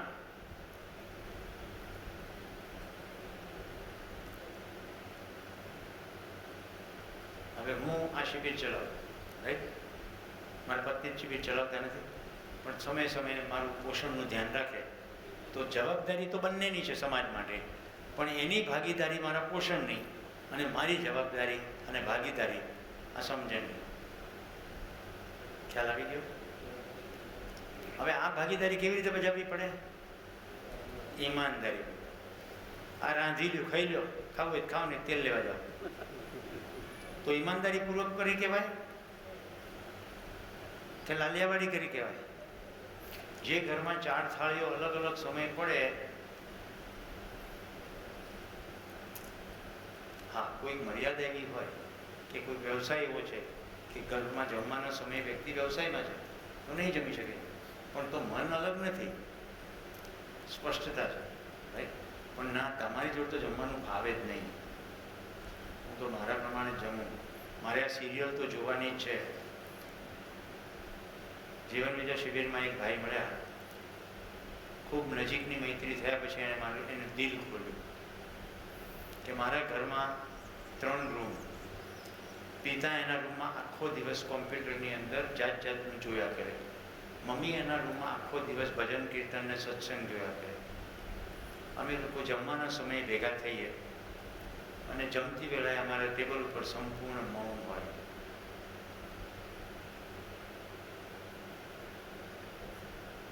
કોને કહો સુરેશભાઈ, ક્યાં જઈને આ પીડા કહેવી? પિતા સમાજમાં બહુ સન્માનનીય સ્થાન ધરાવે છે, પણ મારી માનું શોષણ જ કર્યું આખી જિંદગી, હુકમ જ ચલાવ્યો છે. એટલે મારી મા મારા પિતાને સ્વીકારતી નથી, પણ શું થાય, ભેગા રહીએ છીએ. આ બધા સાથે રહે છે કે પાસે રહે છે? સાથે રહે છે કે પાસે રહે છે? પાસે રહે છે, એક છત નીચે, બાજુ બાજુમાં રહે છે, સાથે નથી. સાથે રહેતા હોય ને એ તો દૂર હોય તોય સાથે જ હોય. જો પતિ પત્ની સંબંધની સુંદર વ્યાખ્યા છે જીવન વિદ્યામાં, 2 શરીર 1 મન. 2 શરીર 1 મન. જો સંબંધનું સૂત્ર કહું છું, આખી માનવ જાતને સુવિધા માટે શ્રમ કરવો પડે, રાઈટ? એટલે કોઈ સુવિધામાં સુખ નથી, એ ક્લિયર થઈ ગયું. તો સુખ ક્યાંથી મળશે? અસ્તિત્વની 4 અવસ્થાઓ મેં બતાવી દીધી છે. સુખ ક્યાંથી મળશે? સમજણથી તો મળશે, પણ કઈ જગ્યાએથી મળશે? સોફા સેટ ઉપર બેસીને સુખ મળશે એટલે પદાર્થ અવસ્થાની વાર્તા પૂરી થઈ ગઈ. ગુલાબનો છોડ ફૂલ સૂંઘીને સુખ મળશે કે થોડીક વાર માટે ઇન્દ્રિયને સારું લાગશે? કેરી ખાઈને સુખ મળશે, થોડીક વાર સારું લાગશે, એટલે વનસ્પતિમાંથી સુખ નહીં મળે. ક્લિયર? ગાય પાળીને સુખ મળશે કે ગાયને હાથ ફેરવીશું, દૂધ પીશું, થોડી વાર સામે રહીશું, એટલો સમય સારું લાગશે? સુખ ક્યાંથી મળશે? એ ખૂબ સરસ. દિનેશભાઈ માટે તાળીઓ થઈ જાય. સુખ મળશે પરિવારમાંથી, સમાજમાંથી, બીજા માનવમાંથી. જો હવે સુખની વ્યાખ્યા કરે છે. આપણે માનવની વ્યાખ્યા કરી યાદ છે બધાને? મનાકારને સાકાર કરવા વાળો, મન સ્વસ્થતાનો આશાવાદી ચૈતન્ય એકમ. અને આ મન સ્વસ્થતાને પાછો પ્રમાણિત પણ કરે.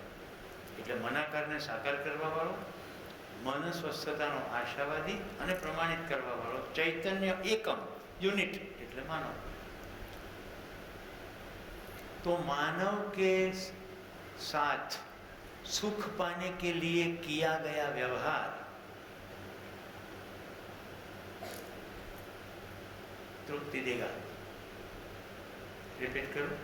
बीजा मानवनी साथे सुख मेळववा माटे करेलो व्यवहार ज तमने तृप्त करशे. सुख मेळववा माटे करेलो व्यवहार. व्यवहाરની વ્યાખ્યા છે એક માણસ બીજા માણસ સાથે સુખ મેળવવા માટે જે શ્રમ કરે એ શ્રમનું નામ જ વ્યવહાર છે. સુવિધા મેળવવા માટે પ્રકૃતિની ત્રણ અવસ્થાઓ સાથે જે શ્રમ કરે એ શ્રમનું નામ છે કાર્ય. પ્રકૃતિની ત્રણ અવસ્થાઓ સાથે સુવિધાઓ મેળવવા માટે જે શ્રમ કરે એ શ્રમનું નામ છે કાર્ય. અને સુખ મેળવવા માટે બીજા માનવ સાથે જે શ્રમ કરે એ શ્રમનું નામ છે વ્યવહાર.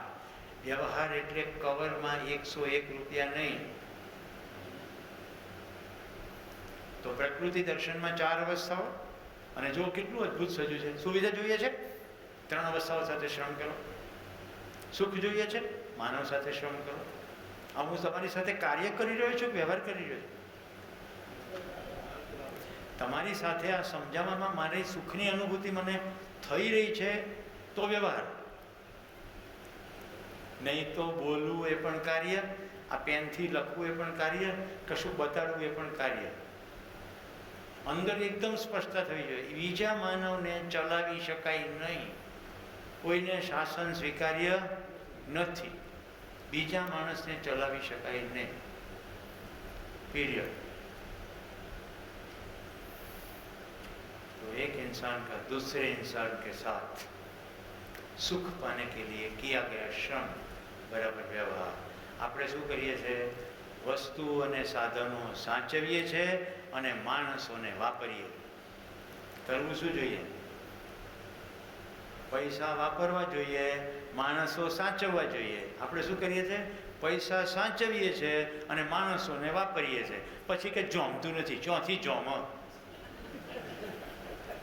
અમારે ખેડા જિલ્લાનું કોઈક આવે ને એટલે મજા આવી જાય.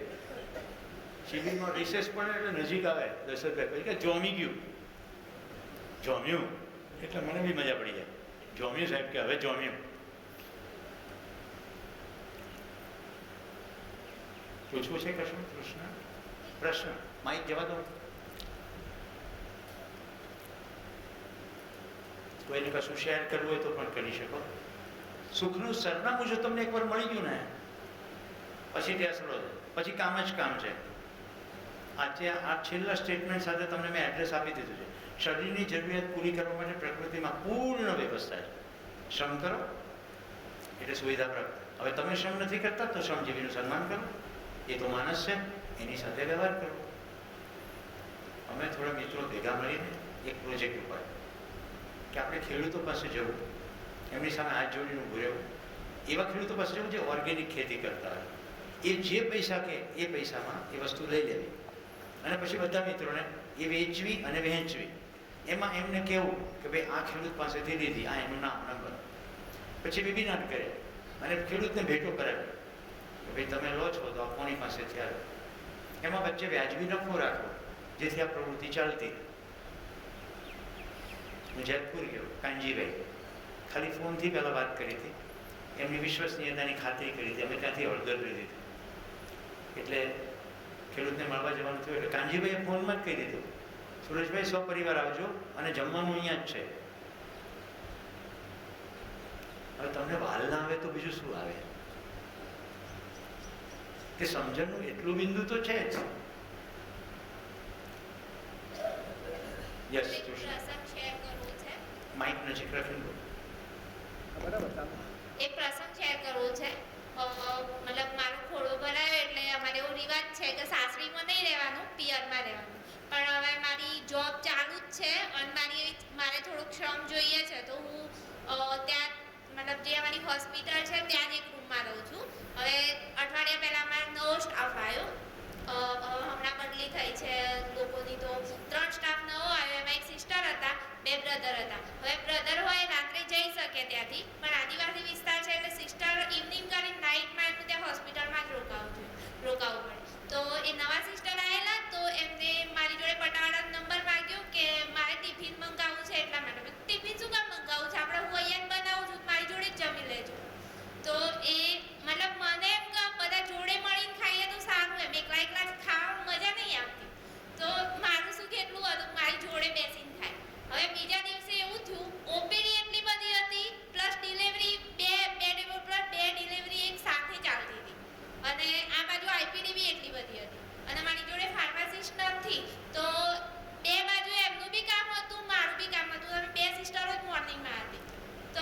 એમની ડ્યુટી 2 વાગે પૂરી થતી હતી અને મારી 4 થી 6 ની બી ડ્યુટી એમ ડબલ શિફ્ટમાં હતી. તો હવે એમને કેવું કર્યું, મને થોડું થાક લાગ્યો તો મારી પ્રેગ્નન્સી હતી, તો એમની ડ્યુટી ખતમ થઈ ગઈ ને તો બી રે નીચે જતા રહ્યા મને ઉઠાડ્યા વગર કે નહીં હું જઈને કામ કરું, સિસ્ટર પ્રેગ્નન્ટ છે તો એમને મારી સ્વાસ્થ્યનું ધ્યાન રાખ્યું. મતલબ સુખની અનુભૂતિ પોતાના માટે હોય તો બીજાને આપોઆપ મળી જ જાય છે. ખૂબ સરસ. આ દીકરી અહીંયા શિબિરમાં આવી દિવસે 3 ડિલિવરી કરાવીને આવી છે. સરકારી સેવા છે ને તમારી? સરકારી સ્કૂલ. હવે કોણ નક્કી કરશે કે સેવા કેવી રીતે બજાવવી? સરકાર નક્કી કરશે કે હું નક્કી કરીશ? એક શિક્ષકે કઈ રીતે ડ્યુટી કરવી એ શિક્ષણ સંસ્થાના સંચાલક નક્કી કરશે કે શિક્ષક પોતે નક્કી કરશે? સમજાય છે ને? જો સંચાલક નક્કી કરે છે તો શાસન છે, અને શિક્ષક પોતે વિદ્યાર્થીઓને જોઈને નક્કી કરશે કે હું કઈ રીતે આ વિદ્યાર્થીને ઉપયોગી કે પૂરક થાઉં. મિત્રો, જ્યારે એક ક્લાસમાં વિદ્યાર્થીઓ 40 ભણે છે અને 40ના ક્લાસમાં 5 વિદ્યાર્થીઓ નપાસ થાય તો એ વિદ્યાર્થીઓ નપાસ નથી થઈ રહ્યા, શિક્ષક જ નપાસ થઈ રહ્યા. કારણ કે એણે નક્કી કર્યું કે આ જ પદ્ધતિથી ભણાવવું.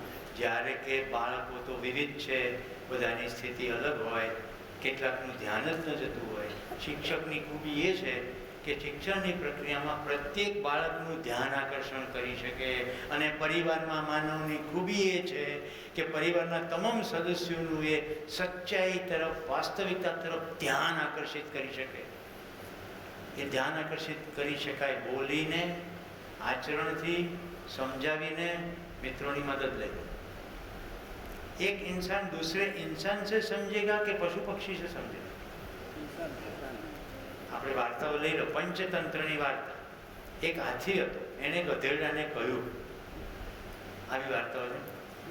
એક બગલો હતો ને એક શિયાળ હતો. હવે તમને શું લાગે છે, વાસ્તવિકતામાં એવું છે ખરું? શિયાળ અને હાથી વાત કરી શકે?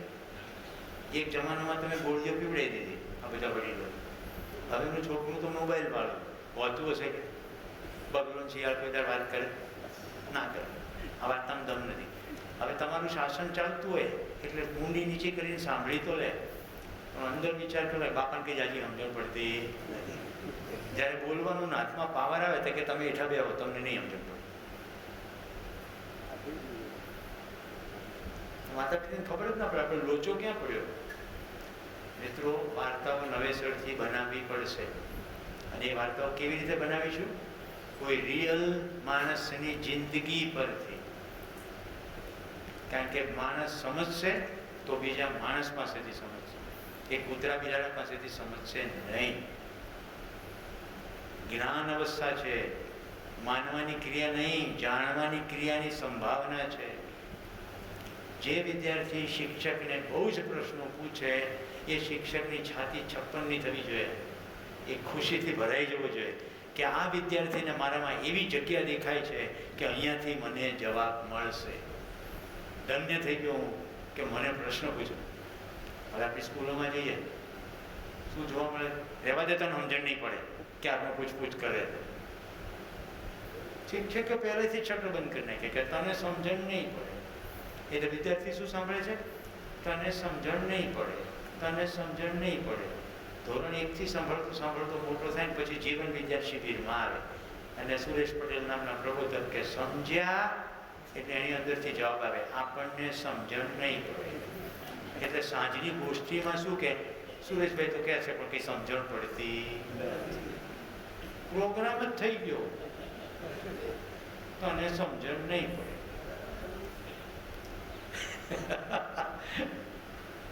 કેટલા સમજાય છે આ? આમાં તો કમસે કમ બધા હાથ ઉપર કરો, નહીં તો આ ઉદાહરણ તમને જ ફિટ થઈ ગયું પડે. આ તો સાવ સહેલું છે. માઇક આપો પ્રવીણ કાકાને, પ્રકાશભાઈને. બધા બધું જ સમજી શકે. ઓકે, અસ્તિત્વગત સચ્ચાઈએ છે, બધા બધું જ સમજી શકે. ખાલી સમજાવનારની અંદર સમજનારની સ્થિતિનો આકલન કરવાની ક્ષમતા હોવી જોઈએ. એક મિનિટ, કારણ કે આ મુદ્દો બહુ મહત્વનો. ઘણા બધા શિક્ષકો અહીંયા બેઠા છે. વિદ્યાર્થીની ક્ષમતા સમજવાની કઈ રીતની છે એ જ સમજ્યા વગર આપણે આપણી રીતે જીકમ જીક કરીએ તો, જો આજે તમને ભાષાની ખબર પડી ગઈ, વિદ્યાર્થી કેટલું મૂંઝાતું હશે જ્યારે તમે વાટકો વાટકીને ચમચી કહેતા હો ત્યારે. શું કરે? શાસન અંતર્ગત માની જ લે ને, માની જ લે ને. પણ શોષાય તો ખરું ને, આવું તો છે નહીં. આ તો આવું ક્યાં છે? હજી એની ભાષાનો વિકાસ નથી થયો, હજી તર્કનો વિકાસ નથી થયો, એટલે દલીલ નહીં કરે, પણ અંદર લીટી પડી જશે કે આમ તો કંઈ હોય નહીં. ચલો નર્સરી કેજીના ક્લાસમાં જઈએ. જે બાળકને પહેલા સંબંધ સમજવાના છે એને શિક્ષક શીખવાડે છે 1 2 3 4 10, અને માતા બહેને કહે છે મારા બાળકને 1 થી 10 ગણતા આવડી ગયું, પછી આખી જિંદગી ગણતરી કરે. બાપાએ કેટલું આપ્યું, બાએ કેટલું આપ્યું, તો આપણે કેટલું આપવાનું? અરે બાપાએ શ્રમ કર્યો, સમય આપ્યો, વાલ કર્યું, એ પૈસામાં ચૂકવી શકાય? ના ચૂકવી શકાય. સંબંધોમાં પૈસાની ગણતરી હોય નહીં. પણ બાળકને શીખવાડ્યું ગણતા શીખો, એટલે એ થઈ ગયું. પછી અસ્તિત્વમાં જે જેવું એને દેખાતું નથી ને એવું શીખવાડે. Alphabet A four Apple. ગુજરાતમાં એપલ થાય?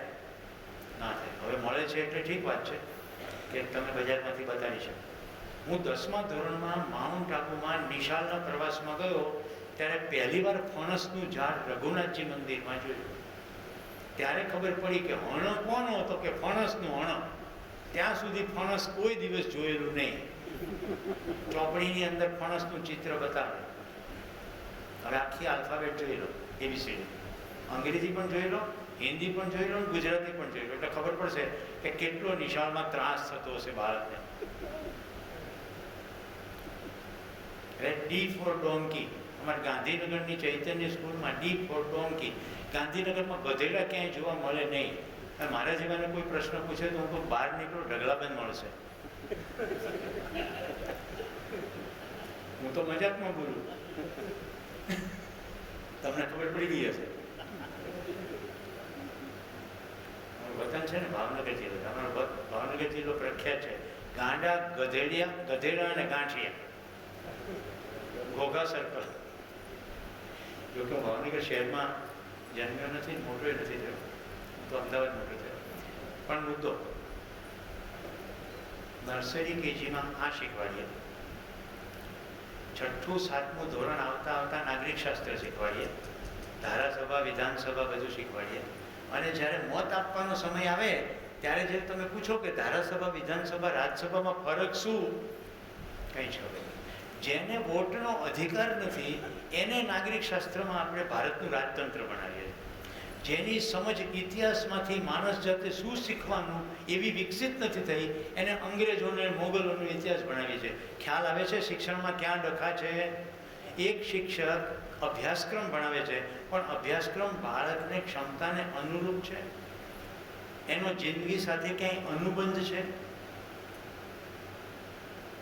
મારે તો શું ઘરમાં જ મિસ્ટેક થઈ ગઈ. મારી દીકરી ભણવાતી હતી ને એ દિવસોમાં નવા અભ્યાસક્રમના પુસ્તકો આવ્યા. હવે જિલ્લા વાઇઝ પુસ્તકો હતા.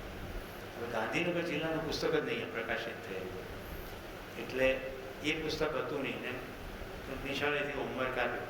એ હોમવર્કમાં એક ક્વેશ્ચન હતો કે ભાઈ ગાંધીનગર જિલ્લાનો મુખ્ય વ્યવસાય શું? એટલે મેં આપણી મજાકમાં કહી દીધું કે ખિસ્સા કાપતા. હવે મને ખબર નહીં કે હું મજાકમાં બોલું છું, મારી દીકરીએ લખી નાખી. એટલે બીજે દિવસે ટીચર કીધું આ કોણ? પ્રિન્સિપાલ પાસે નોટ કરી, તો બોલાવો એના પપ્પાને. કારણ કે દીકરી બોલી, પપ્પાએ લખાય. મારા પ્રિન્સિપાલ સામે આમ હાથ જોડીને બોલવું પડ્યું કે સાહેબ માફ કરજો, મેં તો મજાકમાં બોલ્યો હતો. ઊભા થતાં થતાં મેં કહી દીધું, તો તમને શું લાગે છે? અમારે તો જિલ્લાનું પુસ્તક નથી આવ્યું એટલે એને જવાબ ના મળ્યો એટલે મેં લખાવ્યો.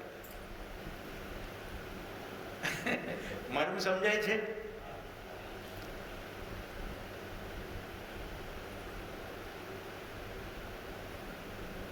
પહેલા દિવસના સત્રથી હવે બધો તાળો મળતો જાય છે. તો સૂત્ર બાંધી દઉં છું તમારા માટે.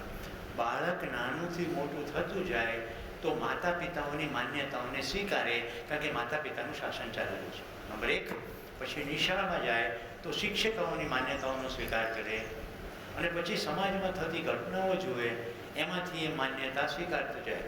એમ કરતાં કરતાં માન્યતા દ્રઢ થતી જાય. અને જો એને માતા પિતા કે શિક્ષક દ્વારા ઇન્વાઇટ ના કરવામાં આવે જાણવા માટે, તો એની માન્યતા એટલી હદે દ્રઢ થાય. મને હેત કહેતો હતો કે બહુ બધું જ્યોતિષનું ચાલે, ગ્રહો, કુંડળીઓ.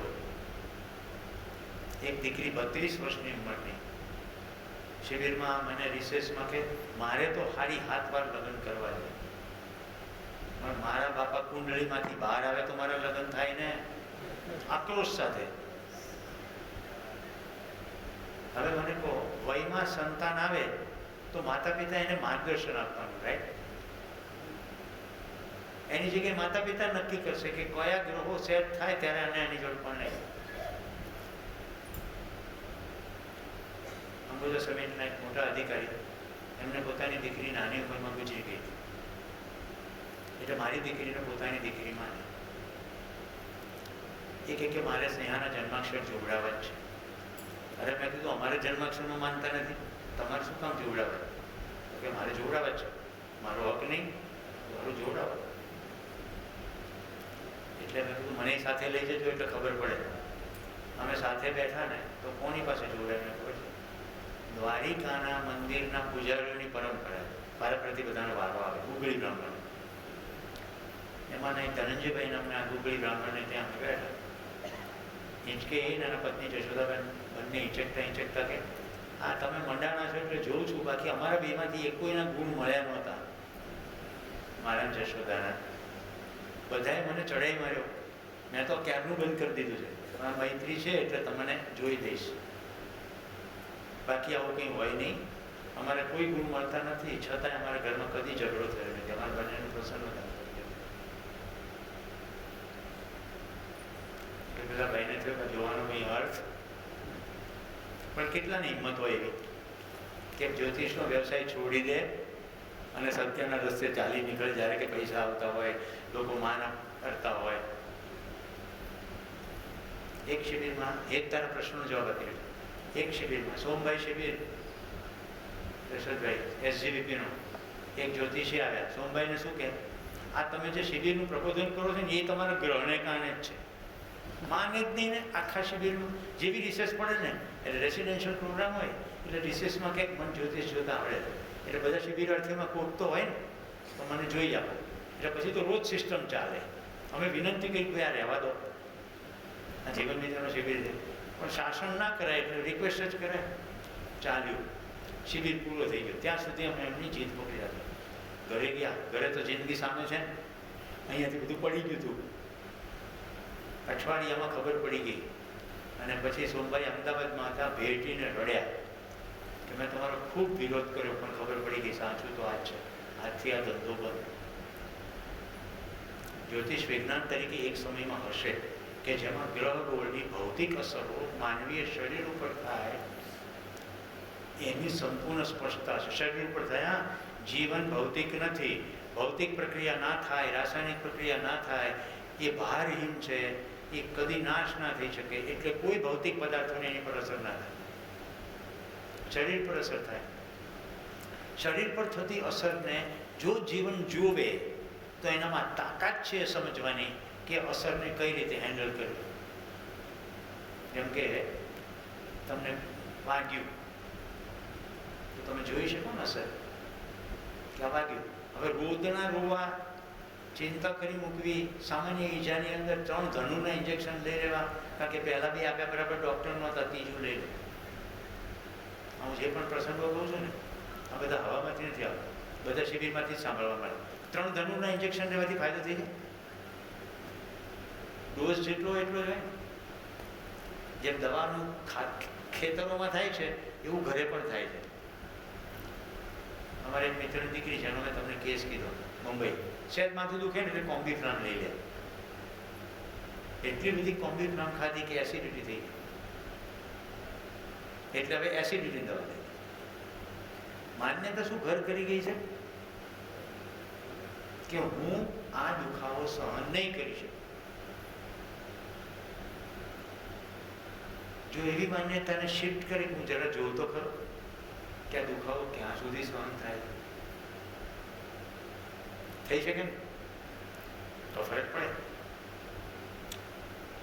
મિત્રો, સત્રની સમાપ્તિમાં હવે જો પ્રકૃતિની તમારો પ્રશ્ન લઈ લઈએ. યસ પ્રકાશ સાહેબ, આવું તો શું મને સમજણ ઓછી પડે પણ આનંદ ખૂબ થાય છે. એટલે આ બધું મારે ચાલુ રાખવાનું છે, પણ હું એટલું શીખ્યું અત્યાર સુધી કે મારે મારું કલ્યાણ કરવું છે, બાકી તમે જે થવું થાય ના, જે થવું એ થાય નહીં. મારું હું શું સમજણપૂર્વક જીવવા લાગીશ તો મારા આચરણ થકી બીજાની ઉપર પ્રેરણા થશે જ. એટલો બધો આગળ તો બધો નથી, પણ એટલા સુધી શું કે મારે મારું કલ્યાણ કરવું છે. આ અર્થમાં મેં કીધું તો સ્વાર્થી થઈ જાવ. આ સરસ.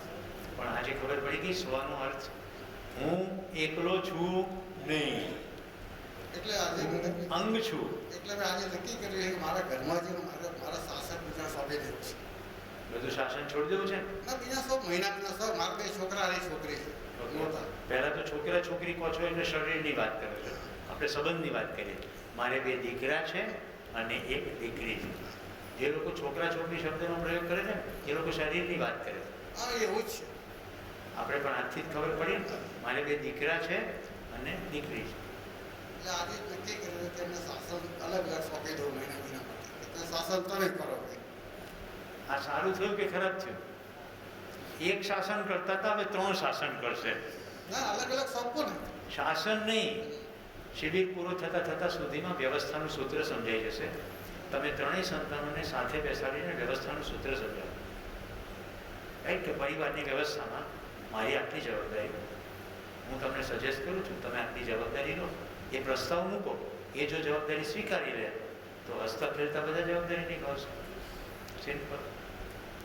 હવે 6 મહિને આપની પાસે આવો એવું ને વિચાર કર્યો. આવો, બિલકુલ આવો, ધ્યેયમાં આવો.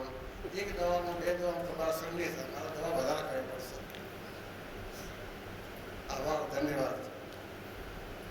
1 થી વધુ શિબિર કરવા પાછળનો કેવળ એટલો હેતુ હોવો જોઈએ કે પહેલી શિબિરમાં કેટલીક વસ્તુ સ્પષ્ટ નથી થઈ એ બીજીમાં થઈ જાય. આ બાજુ પેલા બેનને માઇક જવા.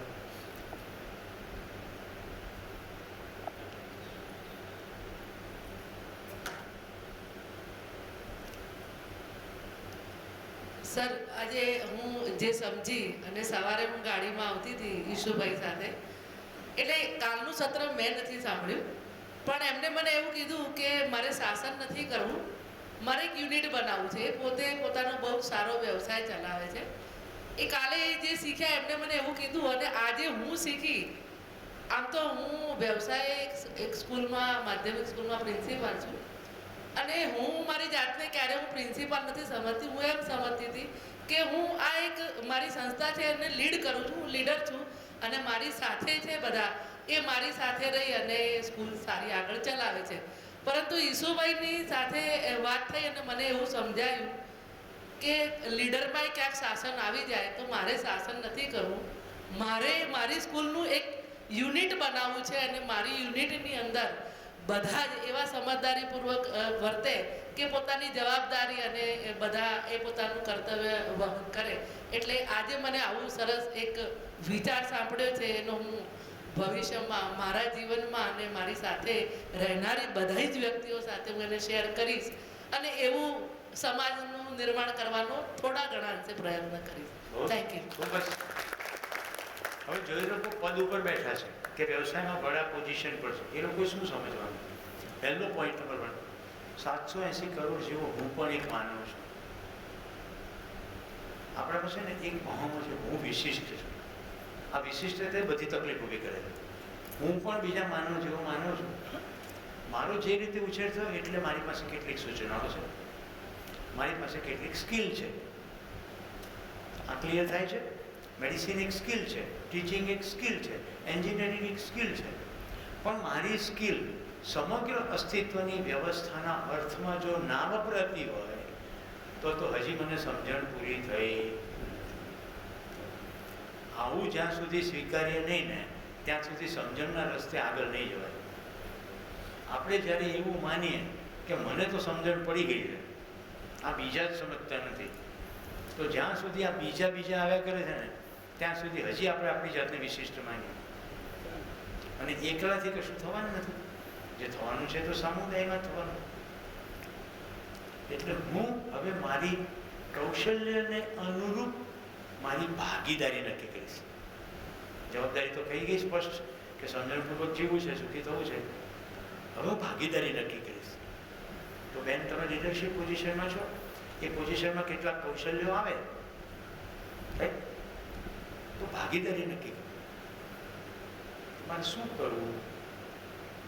તો શું થશે? પ્યુનને પણ તમારા પ્રત્યે એટલો જ આદર ભાવ હશે જેટલો હેડ ટીચરને હશે, અને ચોકીદારને પણ હશે. આજે સ્થિતિ શું છે? સ્કૂલ કોલેજની બહાર ઉભેલો ચોકીદાર, બેંકની બહાર ઉભેલો ચોકીદાર લગભગ તિરસ્કૃત છે. લોકો બેંકમાં જાય છે ને આવે છે, ચોકીદારને કોઈ વાત પણ કરતો. જ્યારે કે બધાના પૈસા તો બેંકનો ચોકીદાર જ સાચવે. ગન લઈને ઊભો છે ને, આપણને જ્યાં સુધી એવી સમજણ નથી પડતી કે આ મારા માટે ઊભો છે, ત્યાં સુધી આપણે એનો માનવીય વ્યવહાર નથી. મારા ઘરે મારા વાસણ સાફ કરવા વાળી જે દીકરી આવે છે, એને કારણે મારું સ્વાસ્થ્ય જળવાય છે, કારણ કે સરસ રીતે વાસણ સાફ કરે છે, એવું મને ધ્યાન ના હોય તો એ દીકરી પ્રત્યે મને વાલ આવશે નહીં. મને એટલું જ દેખાશે કે મેં પૈસા આપ્યા અને એણે કામ કર્યું, અને મેં પૈસા આપ્યા એટલે તેને કામ કરવું જ જોઈએ. તો જરા રોલ રિવર્સ કરી નાખીએ. વિચારવા મળે કે આપણે બધાને ઘરે વાસણ ઉઠેકવા જવાનું હોય તો એ ઘરના લોકો મારી સાથે કેવો વ્યવહાર કરે તો મને સ્વીકૃત છે. હમણાં હું મારા પત્ની જીવન વિદ્યાની ચર્ચા કરતા હતા, અને દીકરી પોતું કરતી. પોતું કરતા કરતા ઘડીએ ઘડી મારી સામે જોયે. એટલે મને ખ્યાલ આવી ગયો, દરેક માણસ સમજવા ઈચ્છે જ છે. હવે સીડી પર પોતું કરતી કરતી નીચે આવે ને, અમે નીચે બેઠા તે ઉપરથી નીચે જોઈ જાય. એટલે બધું બેટા તારે સમજવું છે કે કોઈ સમજણ ના પડે. મેં તું બધી પડે ને બેટા, તારે એક દિવસ સવારથી આવી જવાનું, સાંજ સુધી આપણે સાથે જમીશું. એક જ તૈયારી કરી નહીં જવાનું, એક દિવસ તો વાત કરવી પડે ને. એના ચહેરા પર જે ખુશી હતી, કારણ કે મેં એનામાં એવો વિશ્વાસ મૂક્યો કે તું સમજી શકશે. હવે મારે કેટલી વ્યવસ્થા કરવી પડે. એને નાના બાળકો છે, મારા પત્ની તરત બોલ્યા એવી રીતે કેવી રીતે? બાળકો છે તો મેં કીધું કે પરિવાર છે, ઘરમાં બધાનું જમવાનું બનાવીને આવજે, એટલે તારે ઘરમાં બનાવવા જવું ના પડે. મારી આટલી માનસિક તૈયારી રાખવી પડે. એનું નામ નેહા છે, મારી દીકરીનું નામ સ્નેહા છે, એટલે મને દીકરીના ભાવથી સંબોધું રોજ કે નેહા મારા ઘરે આવે, એ જેટલા પ્રશ્નો પૂછે એક પણ વાર મારા મનમાં એવું ના થવું જોઈએ કે એને સમજણ નહીં પડે. મારે એટલી ધીરજથી એની સાથે સાંજ સુધી વાત કરવી પડે, અને એ વખતે મારે મારા મનને તપાસતા રહેવું પડે કે મારો ભાવ સ્થિર છે કે પાછો બદલાઈ ગયું, કે આ તો નોકર છે, કામવાળી છે. તો કેટલી સાધના છે. પ્રત્યેક ક્ષણે માનવ સાથે વ્યવહાર કરતા યાદ રહે કે આ પણ માનવ છે, આ પણ સુખી થવા ઈચ્છે છે, એ પણ સમજવા ઈચ્છે છે. એનું સુખ સંબંધમાં જ છે, મારું સુખ પણ સંબંધમાં જ છે.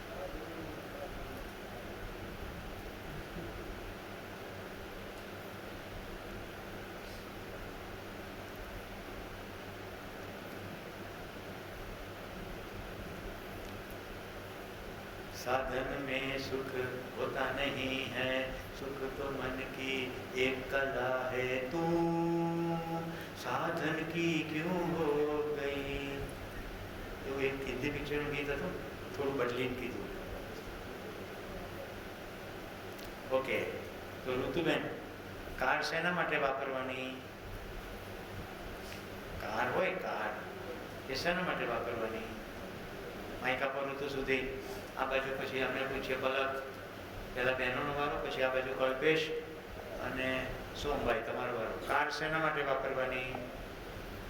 ડેસ્ટિનેશન પર પહોંચવા માટે. તો આખું નાખું ગોળું અને ભેંસ બંને ખાતા ખાતા શાકમાં ગયા. કાર શેના માટે વાપરવાની? કોઈ પણ જે કાર્ય છે એમાં સરળતા રહે અને એના માટે. ઓકે, સોમભાઈ, કાર શેના માટે વાપરવાની?